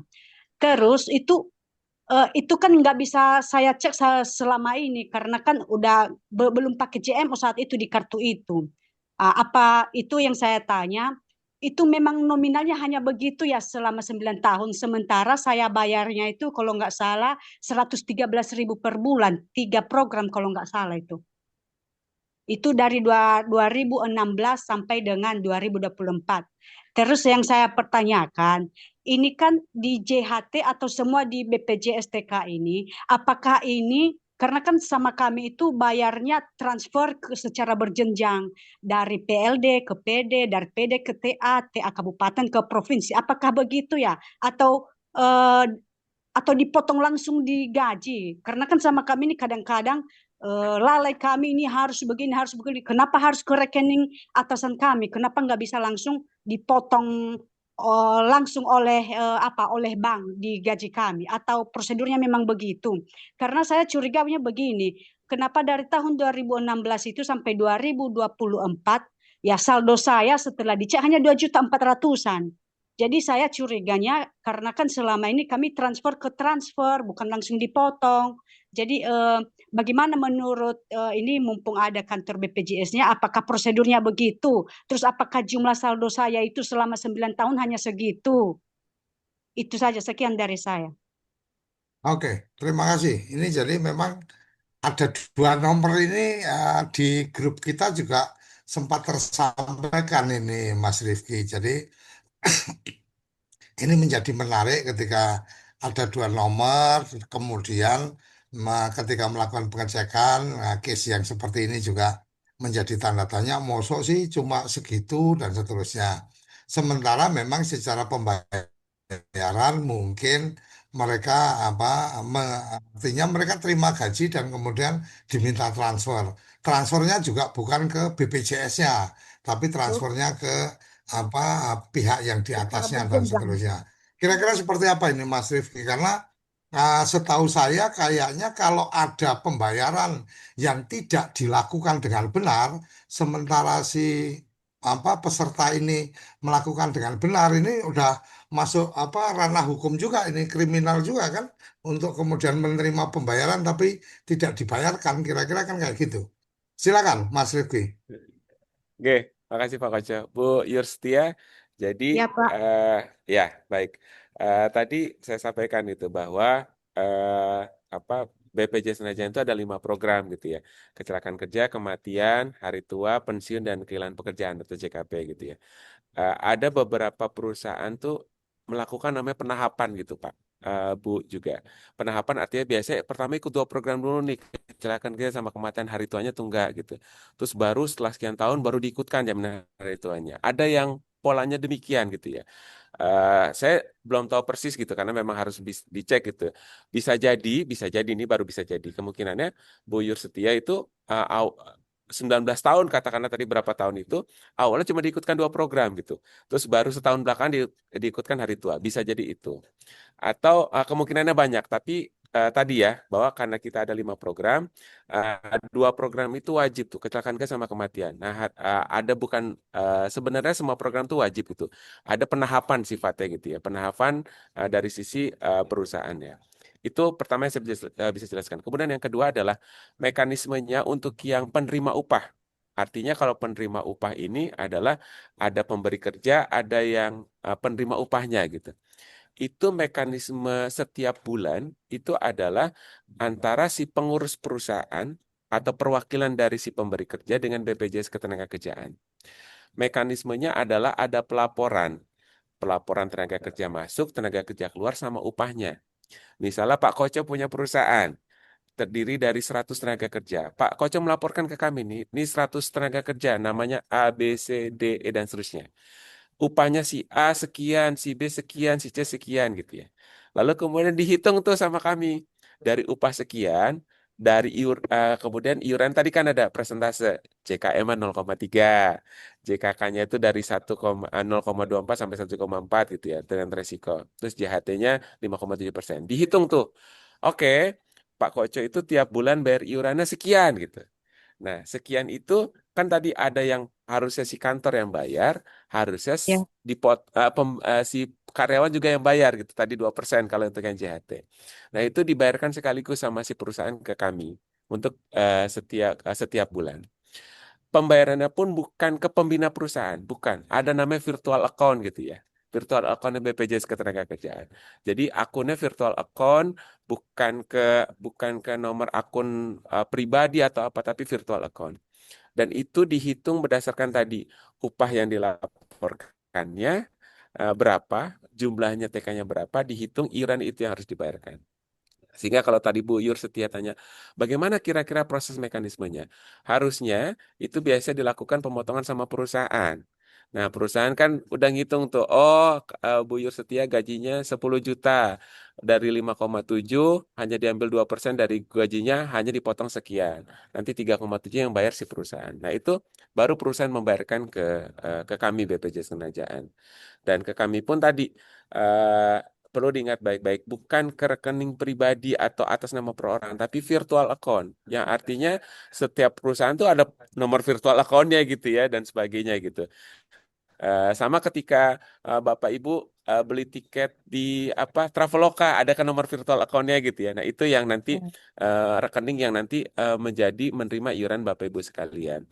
Nah, nanti iuran itu nanti ada namanya di kami proses rekonsiliasi. Apakah yang dibayar sama dengan yang dihitung? Kalau Ya. sama berarti kan udah nih rekonsiliasi nol.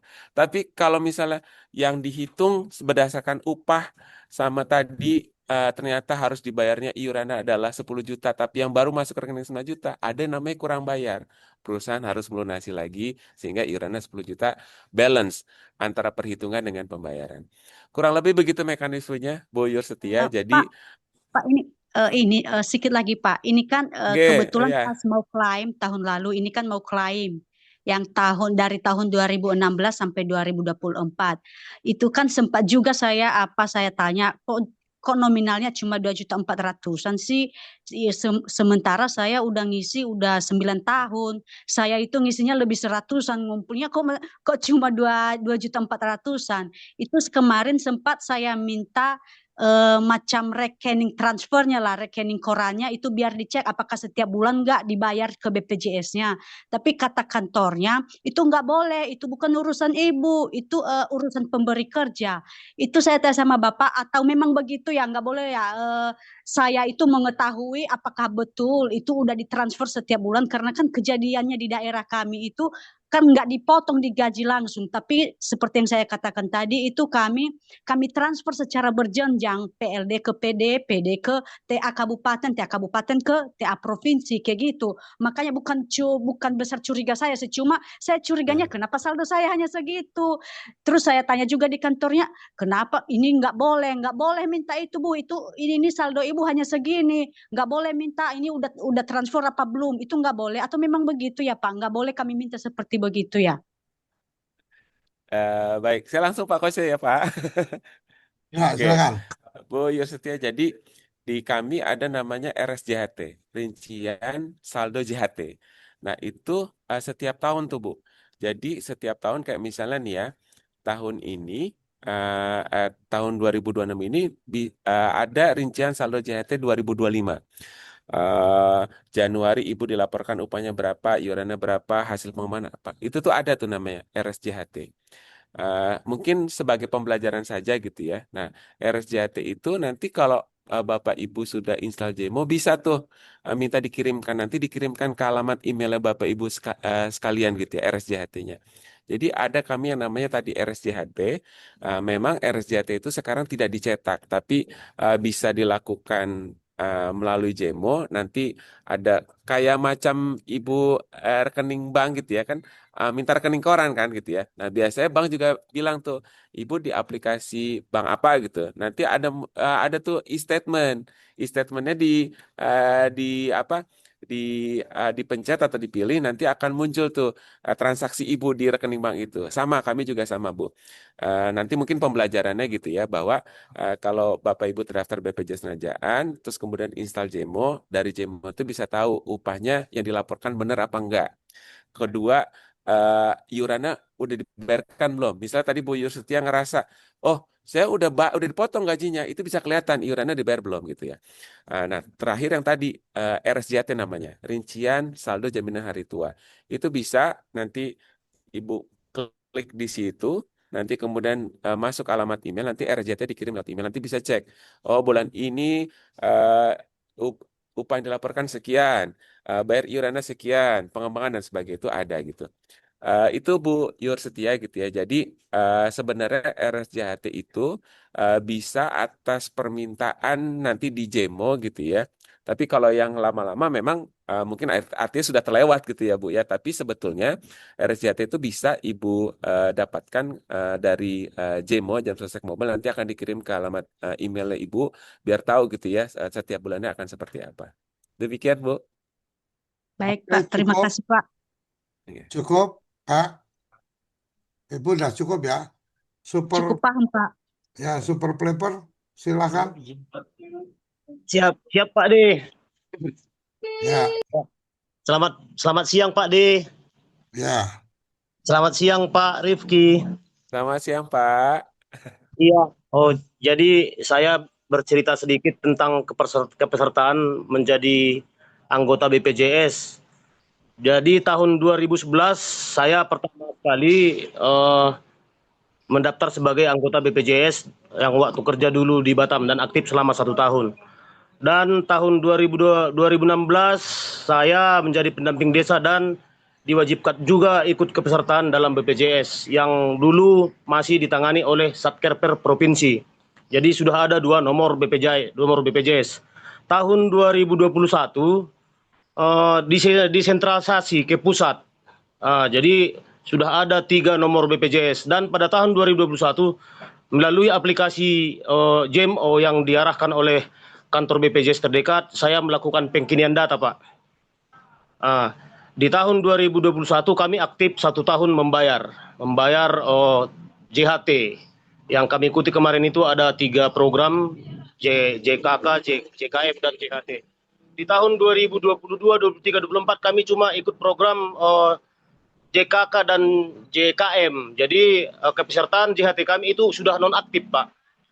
Jadi di tahun 2025 kami aktif lagi dengan nomor BPJS yang baru. Kemarin Pak saya coba untuk mengklaim ke kantor BPJS terdekat. Jadi saya coba klaim, ternyata setelah dicek, saya kasih nomor NIK saya, setelah dicek, saya aktif anggota BPJS termasuk JHT tadi di tahun 2025. Sehingga dana atau saldo JHT saya di tahun-tahun sebelumnya belum bisa saya klaim karena salah satu kartu BPJS saya masih aktif.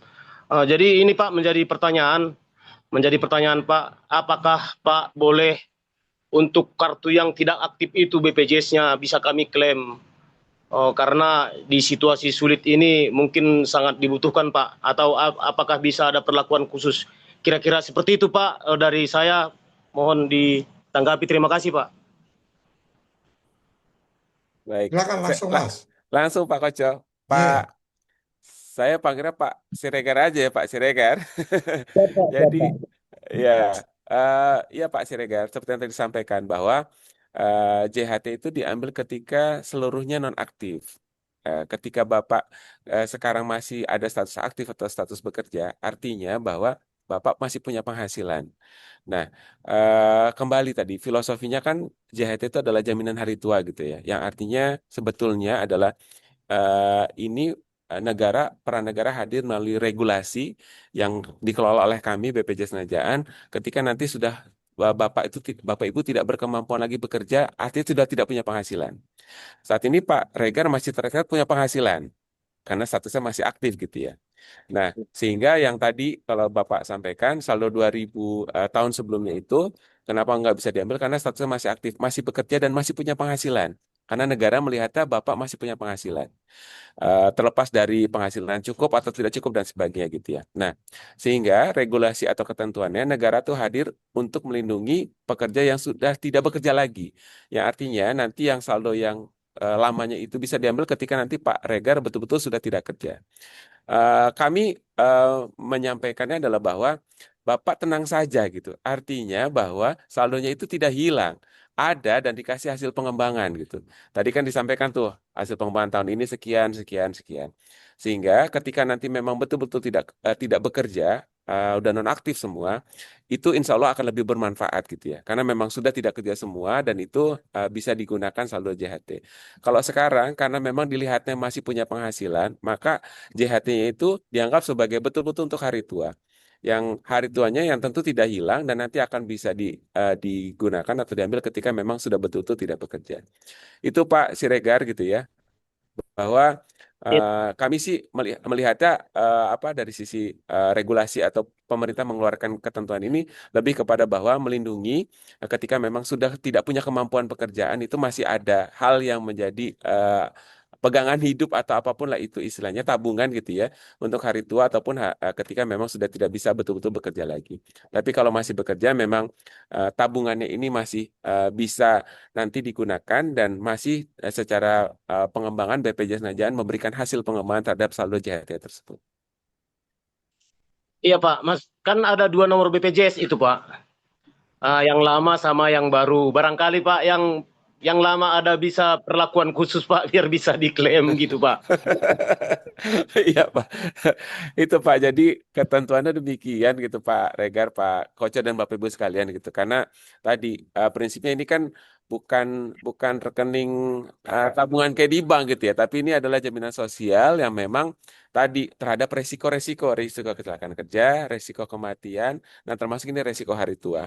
Nah, harapannya sih masyarakat Indonesia tuh hari tua tuh punya sesuatu yang nanti ketika nggak kerja lagi tuh dia punya pegangan gitu ya. Makanya ketentuannya diatur bisa diambil betul-betul ketika memang sudah tidak bekerja. Meskipun tadi punya dua dua dua dua kartu atau dua tiga atau dan sebagainya tetap memang ketika itu nanti bisa ketika memang betul-betul sudah tidak bekerja. Begitu Pak Regar, saya sih paham gitu ya Pak ya bahwa kan itu sudah nggak kerja lagi gitu ya, betul Pak. Tapi mungkin dari satu sisi tadi gitu ya, pemerintah melihatnya secara ketentuan dan kami coba patuh terhadap hal tersebut gitu ya, bahwa memang warganya itu akan sangat bermanfaat ketika memang betul-betul digunakan untuk hari itu ataupun tidak bekerja lagi. Oke, Oke. Mas Rifki, mungkin pertanyaannya Eh, ketika punya beberapa kartu kepesertaan, apakah tidak bisa kemudian dijadikan satu aja? Ini kan aneh juga nih, satu orang punya banyak nomor sementara ini kait mengkait. Artinya apakah tidak kemudian bisa direkonsiliasikan atau dijadikan satu? Oke, berarti ini satu nomor semua yang kemarin-kemarin ini berarti masuk di jaminan hari tua atau apapun yang ada di situ itu kemudian kembali di satu kartu. Kemudian yang kedua ini ada juga pertanyaan tentang apabila kemudian sekarang mereka sudah karena mereka teman-teman ini kan tenaga kontrak nih, kontraknya sudah tidak diperpanjang, tapi kemudian belum dilaporkan oleh pihak pemberi kerja. Apakah secara individu bisa menyampaikan untuk kemudian menonaktifkan atau bagaimana? Silakan. Ya, ada dua hal. Pertama sangat bisa Pak gitu. Namanya digabungkan saldonya, penggabungan saldonya. Jadi tidak harus nanti pada saat klaim, pada saat sekarang Pak Regar masih aktif kerja gitu ya. Yang lama itu, yang sudah nonaktif itu mau digabungkan itu sangat bisa. Silakan datang ke kantor cabang nanti langsung digabungkan tuh gitu. Saldonya gitu sangat bisa. Jadi nanti begitu klaim itu sudah tergabung saldonya itu bisa. Jadi tidak perlu harus nunggu ketika sudah nonaktif atau saat klaim. Ketika masih aktif kerja, punya beberapa kartu itu silahkan datang ke kantor cabang kami untuk digabungkan saldo itu sangat dimungkinkan. Bisa gitu ya. Sehingga nanti begitu pas klaim itu saldonya sudah tergabung. Itu satu. Kemudian yang kedua, jadi memang karena penerima upah, Pak, mekanismenya pelaporan itu hanya dilakukan sama pihak bahasa kami pengurus perusahaan atau perwakilannya gitu ya. Kenapa? Karena kami nggak tahu nih belum dinonaktifkan, apakah masih mau dibayarkan iurannya atau tidak gitu. Karena kalau kalau kami melihatnya masih aktif, oh masih ada kemungkinan mau dibayarkan iurannya. Tapi kalau memang tadi Pak Koco menyampaikan, ini kan udah selesai kontraknya. Nah, silakan untuk menyampaikan ke perwakilan perusahaannya itu atau perwakilan dari ininya untuk dilaporkan nonaktif ke BPJS Ketenagakerjaan. Nah, karena memang yang menyampaikan masih aktif, sudah tidak aktif itu dari tadi perwakilan perusahaan gitu ya kalau kami bilangnya perwakilan pengurus perusahaan karena mekanisme yang tadi kami sampaikan secara bulanan pengurus perusahaan itu melaporkan ke kami berapa yang baru mau didaftarin berapa yang keluar yang mau didaftarin atau yang masih terdaftar upahnya berapa untuk bisa dihitung iurannya dan proses rekon sehingga sebetulnya kalau ditanya bisa nggak dari pekerja yang melaporkan itu secara langsung nggak bisa, tapi silakan menyampaikan ke perwakilan pengurus perusahaan untuk segera menonaktifkannya. Karena itu akan memperhitungkan iuran yang harus dibayarkan sama si perusahaannya itu, Pak, dari laporan tenaga kerja tadi. Berapa yang masih aktif, berapa yang sudah nonaktif, yang masih aktif upahnya berapa, untuk kami hitung berapa iuran yang masih harus dibayarkan. Oke, terima kasih. Silakan kalau ada yang ingin menyampaikan langsung open mic. Izin Pak. Ya Pak, halo Izin Pak. Pak. Ya, Izin Pak. silakan. Oke, Izin Pak. Anju Nah, dulu baru Yoga. Silakan Anju. ya Pak. Jadi saya Selamat kan mau sore Pak. tanya, Anju dulu. Nama Anda bukan Selamat. Anju, jadi jangan ngomong dulu. Silakan, Anju. Terima kasih Pak D. Ya, Selamat sore bagi kita semua. Izin juga untuk dari perwakilan BPJS yang ingin kita sampaikan. Memang seperti tadi dikatakan bahwa yang dapat menonaktifkan itu adalah penerima kerja. Tetapi Pak, pemberi kerja. yang kita minta apa tidak bisa SK 2026 itu sebagai tolak ukur pengganti rekomendasi dari si pemberi kerja. Karena kan di SK 2025 kita sudah sampai di akhir Desember, nama kita ada, dan kemudian di SK terbaru di 2026 itu kita sudah tidak ada lagi nama. Apakah SK 2026 itu sebagai dasar tolak ukur bahwa kita sudah tidak bekerja lagi? Mengingat dalam hari ini Pak, kita sudah 1 bulan kita lalui, rekan-rekan yang tidak bekerja itu kan memiliki kebutuhan hidup. Dengan harapan adalah dari klaim BPJS ini bisa mengisi dan mengepul dapur kita masing-masing. Kalau kita menanti kapan dinonaktifkan BPJS kita dari penerima kerja, saya rasa itu kurang fair bagi kita. Karena yang secara garis besar, tolak ukur yang kita terima secara logika adalah SK 2026 yang sudah jelas tidak ada nama kita, Pak. Kira-kira seperti itu, Pak. Mohon pencerahan lebih lanjut. Terima kasih, Pak. Oke, terima kasih. Jadi Mas Rifki, jadi kawan-kawan ini kan kontraknya setiap 1 tahun nih. Kemudian Desember udah berlalu, yang Januari ini 2026 ini nama mereka tidak ada di dalam SK. Artinya secara logikanya ini kan bisa ditunjukkan ini loh. Saya kontrak di 2025. 2026 sudah keluar SK, nama saya nggak ada.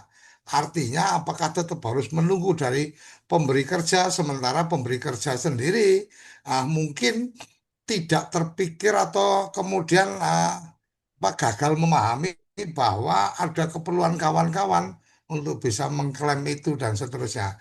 Kira-kira mungkin nggak ini diberikan apa privilege atau apa diberikan apa satu kebijakan bahwa oke kalau berdasarkan kontrak maka kontrak yang baru Anda tunjukkan nama Anda nggak ada berarti otomatis pesertaan Anda sudah apa bisa dinonaktifkan. Kira-kira gimana Mas Rifki? Oke, baik Pak. Jadi eh, eh, kalau saya coba melihatnya adalah gini Pak. Saya paham Pak, paham Pak Sinaga, saya paham kondisinya Pak Koco juga saya paham gitu. Tapi kalau yang terjadi misalnya gitu ya, misalnya tiba-tiba Pak Sinaga ngajuin klaim. Terus kita bayarkan. Tiba-tiba perusahaannya masih bayarin lagi iurannya. Kemana kan lagi itu kita uangnya gitu ya. Sementara kan statusnya belum nonaktif nih. Yang belum nonaktif artinya tadi saya sampaikan bahwa masih ada kemungkinan kalau belum nonaktif ya akan dibayar nih iurannya gitu ya. Cuman kita nggak tahu gitu. Makanya kalau dia masih aktif tuh artinya masih kita tagih nih. Kalau tercatat masih aktif, yang tadi misalnya tadi Pak Koco punya perusahaan melaporkan 100 TKM masih aktif, itu masih tercatat bahwa 100 itu akan jadi piutang iuran yang harus dibayarkan sama si perusahaan. Nah, asumsinya kayak tadi, Pak Sinaga, kita bayar klaimnya, tiba-tiba iurannya dibayar. Nah, dikemanakan lagi tuh uangnya? Lebih ke sana, Pak. Artinya bahwa memang kan secara iuran ya, iuran yang membayarkan si perusahaan nih gitu ya. Nah, si perusahaan masih mau bayar iuran atau enggak nih?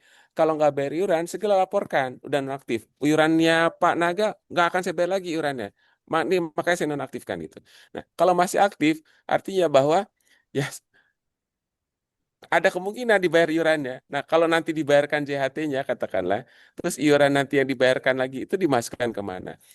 Begitu Pak. Makanya dari sisi kami melihat adalah memang apa namanya itu yang menonaktifkan si perusahaan menyampaikan ke kita.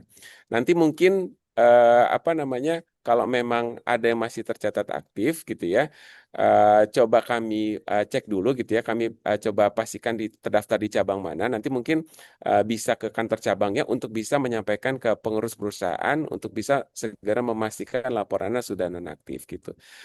Karena saya paham Pak kondisinya Pak Naga.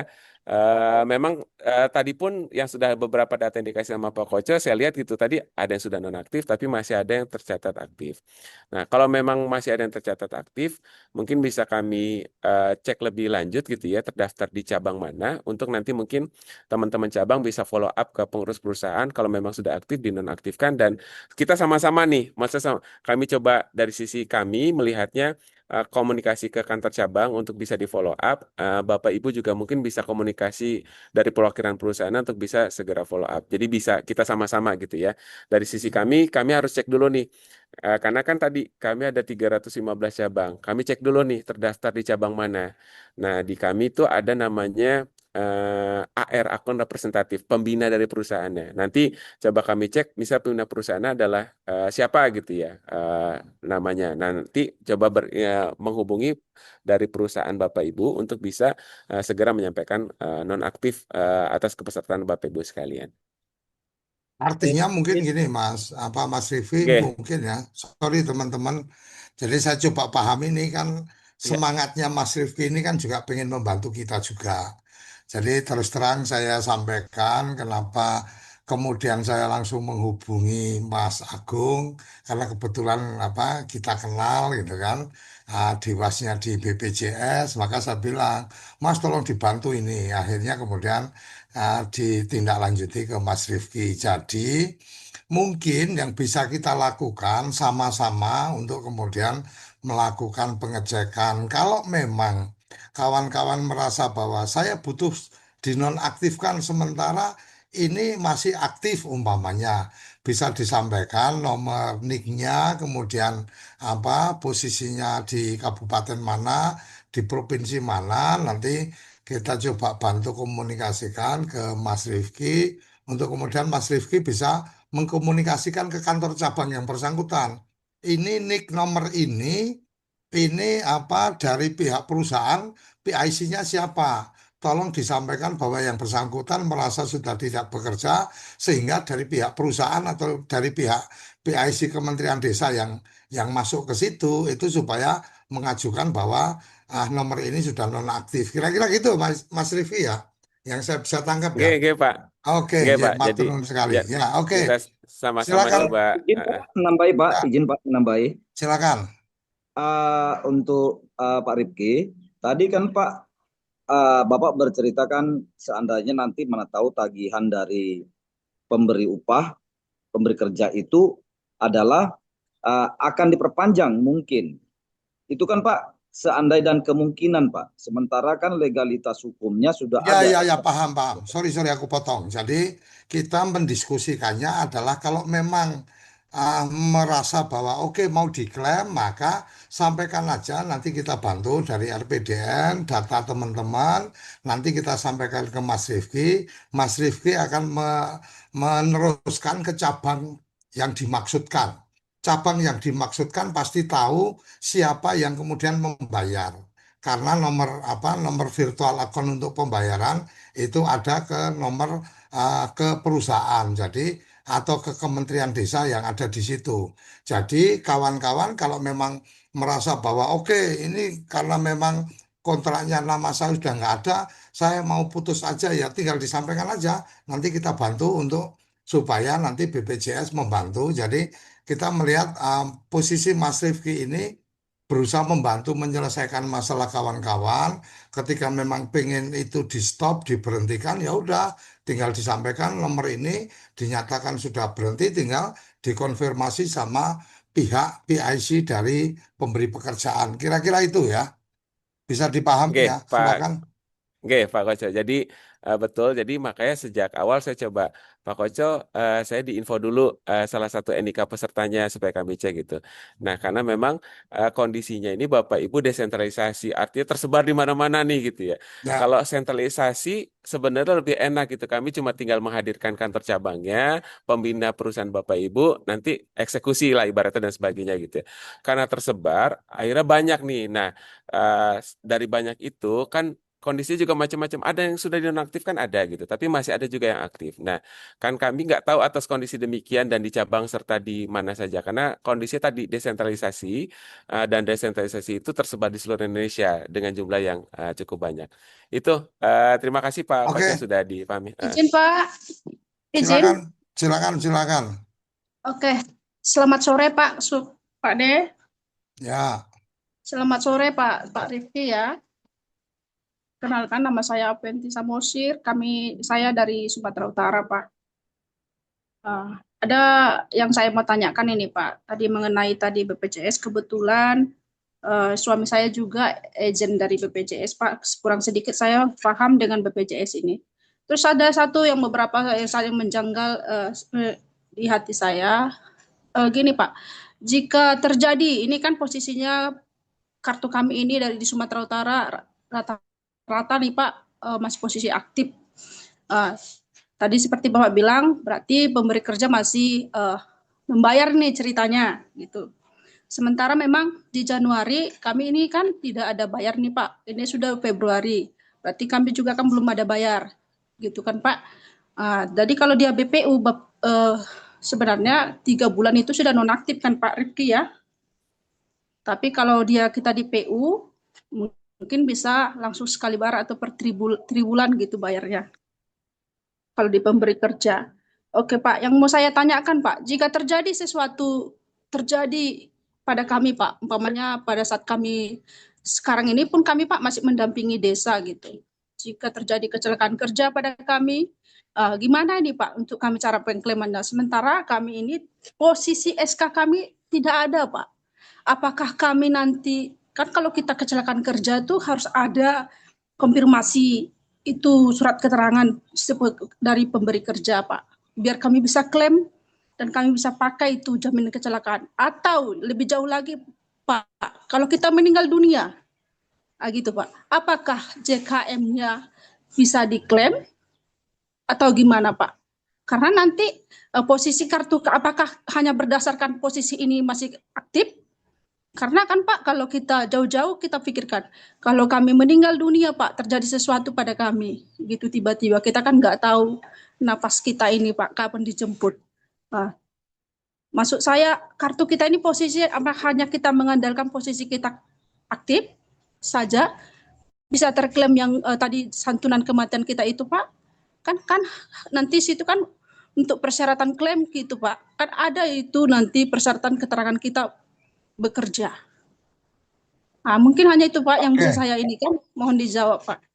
Terima kasih. oke, terima kasih. Jadi ini lebih pada posisi kartu, posisi keanggotaannya masih aktif, tapi merasa sudah tidak ada di kontrak yang baru. Artinya, kalau secara sistem, maka BPJS masih mencatat sebagai peserta aktif. Nah, peserta aktif itu otomatis akan mendapatkan layanan sesuai kepesertaannya. Kira-kira seperti itu yang saya bisa pahami. Mungkin Pak Rifki bisa menyampaikan apakah yang saya sampaikan salah atau bagaimana? Baik, oke. Karena tadi udah disinggung nih sama Bu Aventi gitu. Suaminya ngurus juga BPJS. Jadi betul. Jadi tadi kan sudah jelaskan tuh ada yang PU, ada BPU, ada Jakon, ada PMI gitu ya. Nah, kalau BPU itu ada yang namanya grace period gitu. Grace period itu adalah Ya, kalau 3 bulan nggak bayar iuran itu masih dapat perlindungan gitu. Nanti ketika dia terjadi resiko ya dengan syarat bahwa 3 bulan perlindungan itu memang aktif gitu dan nanti bayar iuran dan sebagainya. Nah, kembali ke kondisi Bapak Ibu kan statusnya adalah PU gitu ya. Nah, PU itu perlindungan terhadap resiko-resiko itu adalah perlindungan ketika masih aktif. Artinya bahwa ketika sudah nonaktif itu terjadi kecelakaan kerja, jadi kematian itu sudah tidak terdapat perlindungan lagi. Tapi kalau statusnya masih aktif, masih dapat perlindungan. Sehingga ketika katakanlah misalnya gitu ya, belum dinonaktifkan, masih statusnya masih aktif, terus nauzubillah min dzalik terjadi resiko, itu masih dapat perlindungan karena statusnya masih aktif. Lain cerita sudah nonaktif. Karena nonaktif itu sudah tidak apabila terjadi resiko itu sudah tidak dapat perlindungan. Nah, kalau masih aktif, makanya tadi gitu ya. Kalau belum dinaktifkan, kita nggak tahu nih. Ah, Jangan-jangan masih mau bayar iuran gitu ya. Nah, kalau iurannya Januari masih dibayarkan gitu ya. Nah, kami tidak ada. Kalau memang terjadi resiko, ya itu harus dibayarkan karena statusnya masih aktif. Tapi kalau oh ini udah masuk Februari gitu ya. Nah, Februari belum dinonaktifkan nih. Nah, kita masih tercatatnya aktif gitu ya. Nah, kalau terjadi resiko atau apa-apa, itu masih dilindungi dengan catatan iurannya pun sampai Februari. Gitu ya. Memang mungkin iurannya belum dibayar, tapi statusnya sekarang masih aktif. Gitu, Pak Koco gitu ya. Karena memang oke. tadi Bu Aventi sudah singgung soal resiko. Resiko itu pasti terjadi gitu ya. Nah, terhadap resiko tadi, mau kecelakaan kerja, mau kematian, itu diberikan kepada peserta kita yang statusnya masih aktif. Kalau udah Ya, nonaktif, artinya perlindungan itu tuh sudah tidak ada. Nah, ketika masih aktif, nauzubillah min dzalik, Februari ini meninggal gitu ya. Nah, statusnya masih aktif, silakan selesaikan pembayaran iurannya sampai Februari ini untuk bisa mendapatkan perlindungannya. Gitu, Bu oke. Jadi Aventi. yang Dan Pak Koca mudah-mudahan juga jadi jelas. Jadi tolong dipahami bahwa status aktif non-aktif itu kalau BPJS melihat dari sistem mereka. Tidak kemudian melihat bahwa teman-teman ini masih bekerja apa enggak. Selama pemberi pekerjaan tidak mengajukan bahwa dia sudah non-aktif, maka semua fasilitas masih tetap melekat. Artinya kira-kira seperti itu, walaupun yang bersangkutan mungkin sudah tidak bekerja tapi belum dilaporkan, maka menjadi kewajiban pemberi pekerjaan untuk membayar dan menjadi kewajiban BPJS untuk memberikan layanan. Kira-kira kayak itu yang saya bisa tangkap. Silakan kita berikan kesempatan yang masih resen. Abdul Mufid, silakan open mic dan Erdian, silakan Erdian. Silakan open mic. Abdul Baiklah, terima Mufid, kasih Pak Koco. Erdian. Oh ya, Ya, silakan dengar. Erdian. Ya. Bisa didengar jelas suara saya, Pak De? Ya, sayup-sayup suaranya. Waduh. Kan agak didekatkan mic-nya. Sudah dideketin nih, Pak De. Aduh, suaranya kurang jelas, tapi masih bisa ditangkap. Pak Silakan. De, sudah jelas ini Pak De. Ya, ya. Nah, jadi begini Pak De, penyampaian dari kawan-kawan semua tadi begitu sangat jelas, begitu mengikat di pemikiran saya dari 10 tahun ini. Bagaimana kondisi di setiap daerah itu berarti lain-lain, berbeda-beda. Nah, jadi untuk penyampaian dari Pak Rifki tadi, terus terang menjadi pengetahuan lebih dalam lagi dari saya kan, untuk yang pasti untuk materi, untuk penjelasan tadi, apakah itu sudah cukup ada di aplikasi JMO untuk memahami itu. Selain itu juga, apakah dari BPJS untuk dari Pak Rifki ini sudah menerima apa SK-SK yang bakal memang tidak diperpanjang lagi, karena kan kondisi sekarang kan jelas, kondisi sekarang masih transisi Pak D itu. Jadi minta penjelasannya dari Pak Rifki, apakah sudah menerima nama-nama yang memang sudah dinonaktifkan. Sedangkan Pak Rifki tadi sudah jelas menyampaikan bahwasanya apabila memang dari TPP ini tidak diperpanjang, itu pasti ada perwakilan dari yang punya tanggung jawab dari Kemendes untuk menyampaikan nama-nama yang memang tidak lagi diperpanjang. Itu saja dari saya Pak D. Terima kasih saya ucapkan Pak D atas semuanya. Assalamualaikum warahmatullahi Oke. wabarakatuh. Waalaikumsalam. Jadi pada prinsipnya seperti yang tadi sudah disampaikan, sejauh pemberi pekerjaan dalam hal ini Kementerian Desa dengan orang yang ada di lapangannya itu atau PIC yang nanti berhubungan dengan BPJS Ketenagakerjaan itu belum melaporkan nonaktif, maka fasilitas teman-teman tetap berjalan. Dan kewajiban dari kementerian tetap harus membayarkan. Lepas dari itu nanti kesalahan administrasi mereka dan seterusnya, itu kita tidak perlu risau selama belum dilaporkan. BPJS punya hak untuk menagih selama kepesertaan masih aktif, maka kawan-kawan tetap punya hak untuk fasilitas-fasilitas yang masuk di dalam jaminan-jaminannya. Kira-kira seperti itu. Abdul Munif, Abdul Mufid silakan. Kalau enggak kita akhiri sampai di sini karena nggak terasa ini kita sudah mengganggu waktunya Mas Rifki, udah panjang banget ini, udah 1,5 jam. Silakan, Mufid. Nggak kedengaran suaranya. Oke, ini Adrian mau ngomong lagi? Silakan. Ini Mufid untuk udah ya lewat ya. untuk Pak Rifki ini, tolong Pak Rifki nomor HP-nya Pak Rifki, karena penjelasan di BPJS cabang ini kadang lain-lain Pak Rifki. Jadi untuk istilahnya biar lebih memudahkan komunikasi kan itu kan. Jadi minta nomor HP-nya biar misalnya nanti ada penjelasan yang lain di cabang, bisa kami menghubungi Bapak. Nah itu nah. Itu saja Oke, Pak D. mungkin untuk nomor HP-nya nanti kita tetap harus menghormati beliau karena beliau juga kalau kemudian nanti tersebar kemana-mana banyak yang masuk urusan kawan-kawan, mungkin urusan yang lain juga bisa terganggu. Setidaknya kalau ada yang kurang jelas dan seterusnya, kita punya grup di situ, bisa disampaikan di grup atau boleh japri ke saya, pertanyaan atau permasalahan detailnya seperti apa disampaikan nanti saya forward ke Mas Rifki. Kira-kira itu. Mungkin itu kawan-kawan ya.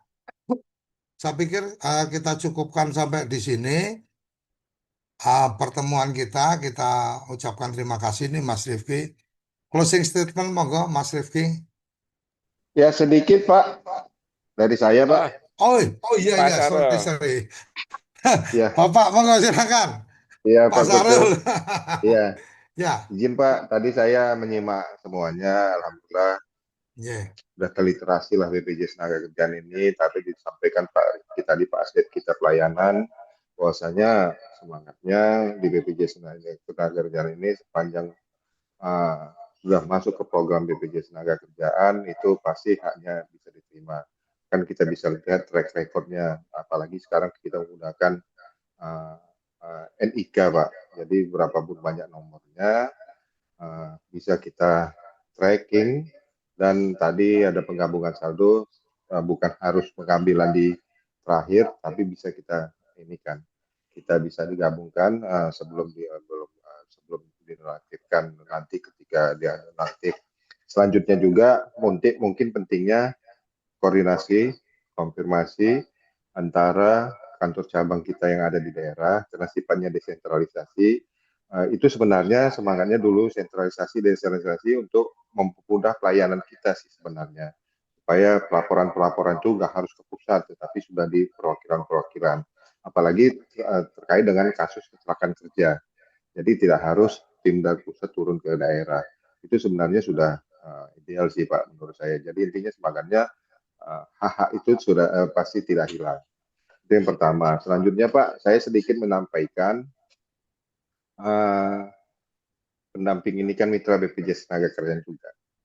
Dari sisi tugas tanggung jawabnya juga untuk masyarakat. Dan kemarin Pak izin mengupdate aja sedikit ya Pak Rifki, ini di luar teknis ini sih Pak, di luar teknis pekerjaan. Di luar teknis administrasi BPJS Tenagakerjaan. Namun sedikit sifatnya koordinasi lah sifatnya. Kemarin alhamdulillah Pak kita sudah melakukan sosialisasi kepada PMD, Kadis PMD dan seluruh kepala kantor cabang se-Indonesia terkait dengan keluarnya Permendes 16 tahun 2025 untuk penggunaan DD, fokus penggunaan DD. Alhamdulillah di salah satu 8 fokus itu adalah BPJS Tenagakerjaan untuk melindungi PKTD. Padat karya tunadesa dapat dilindungi melalui program BPJS Tenagakerjaan. Kemarin kita sosialisasi sama Kemendes, mungkin dalam waktu dekat Pak, mohon dukungan Bapak juga, kita akan memanggil pendamping-pendamping ini untuk kita mensosialisasikan khusus untuk program BPJS Tenagakerjaan untuk PKWT, padat karya tunai desa jadi Pak.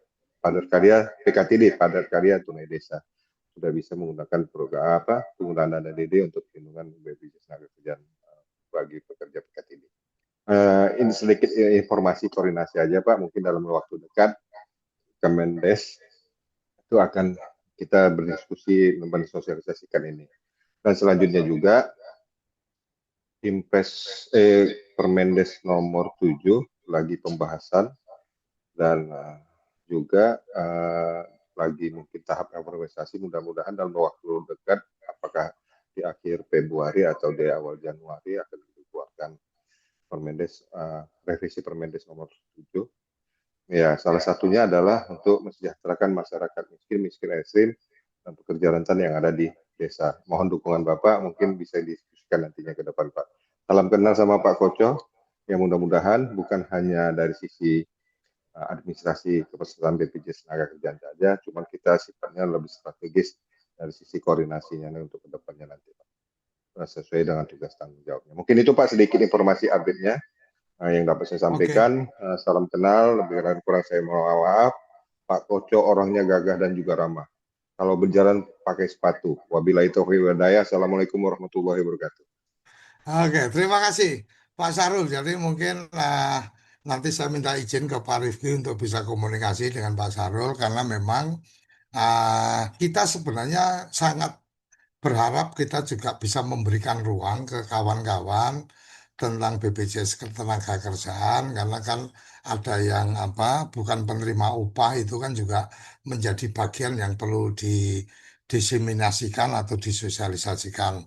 Awalnya waktu itu kita terpikir untuk menjadi mitra, menjadi perisai, tapi sepertinya cukup merepotkan untuk kami. Jadi apalagi sekarang program program BPJS Ketenagakerjaan yang bukan penerima upah itu bisa langsung diaktifasi melalui BNI. Kebetulan kita selain di relawan ini sebagai kegiatan sosialnya, kegiatan bisnisnya kita ada di Koperasi Komunitas Desa Indonesia. Kita sudah ada kerjasama dengan BNI 46 untuk agen laku pandai. Jadi ketika ketemu dengan teman-teman BNI 46, mereka bilang, "Loh, kalau daftar untuk BPJS Ketenagakerjaan bisa langsung ke agen." Oh ya udah kalau gitu berarti yang urusan ke perisai kita nggak lanjutkan, kita lebih pada mencoba membantu untuk mensosialisasikan program-program BPJS. Kebetulan ya dengan Pak Agung kita juga berkawan, jadi kayaknya pantas juga lah sesama kawan harus saling memberikan dukungan. Kira-kira kayak gitu, Pak Sahrul. Insya Allah siap Makasih Pak. kita bersinergi. Ya, Nah, Pak. ruang-ruang kami cukup terbuka untuk itu. Terima kasih sekali. Mungkin closing statement, Pak Rifki, silakan. Ya, baik Pak Koco, makasih Pak Sarul, makasih. Eh, Tadi beberapa informasi dan juga update-nya gitu ya. Tadi ada peluang berarti karena sudah ada perbincangan juga dengan Kemendes. Saya menindaklanjuti aja sampai ke sama Pak Syahrul gitu ya, bahwa memang dengan desentralisasinya kepesertaan sebenarnya harusnya lebih memudahkan ke semuanya gitu ya. Yang artinya sebetulnya kalau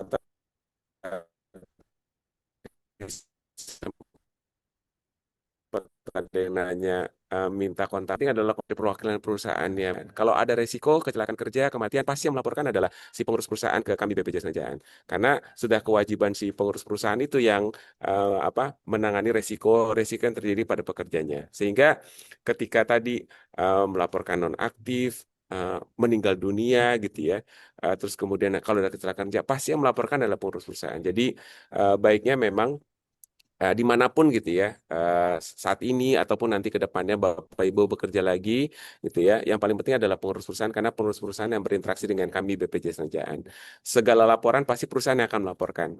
Pekerja sudah tidak bekerja lagi, pekerjanya terjadi resiko tadi meninggal, terus kemudian resiko kecelakaan kerja pasti perusahaan yang melaporkan ke kami. Jadi yang paling penting sebenarnya tadi ini adalah hal yang baik gitu ya dengan desentralisasi sehingga Bapak Ibu lebih dekat dengan perwakilannya di daerah masing-masing sehingga apabila terjadi apa-apa itu bisa dilaporkan ke perwakilan atau pengurusnya nanti bisa berinteraksi ke kami BPJS Kerjaan.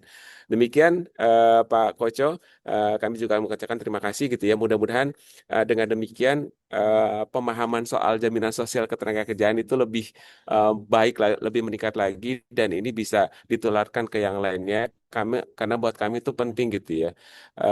Kami yang bekerja di sini tuh merasa bangga karena jadi bagian dari tugas pemerintah untuk memberikan perlindungan terhadap jaminan sosial ketenagakerjaan dan baiknya juga ini diketahui sama semua pekerja di Indonesia dan makanya terhadap yang sudah tadi disampaikan perlindungan terhadap risiko kecelakaan kerja, kematian, hari tua, pensiun, bahkan kehilangan pekerjaan karena PHK mudah-mudahan lebih banyak lagi diketahui oleh masyarakat luas. Kami mohon maaf juga kalau ada hal yang kurang berkenan dari kami. Demikian nanti Pak Koco silakan bisa sampaikan lagi ke saya gitu Pak kalau ada hal yang mungkin kami bisa bantu untuk bisa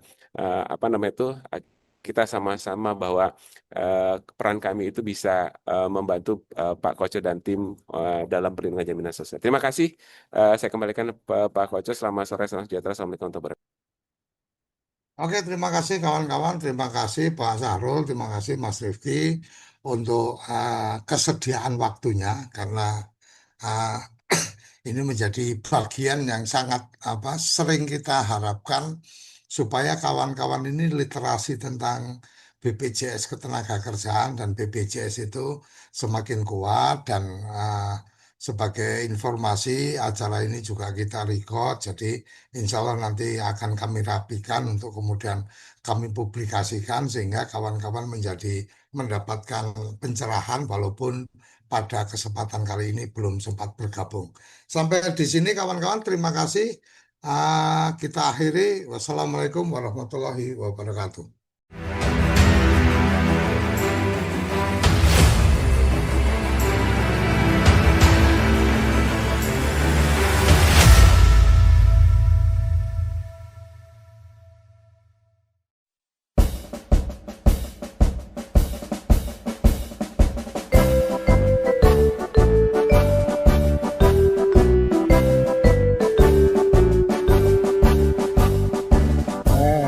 RPDN terus bangga berkarya, tunaikan baktimu,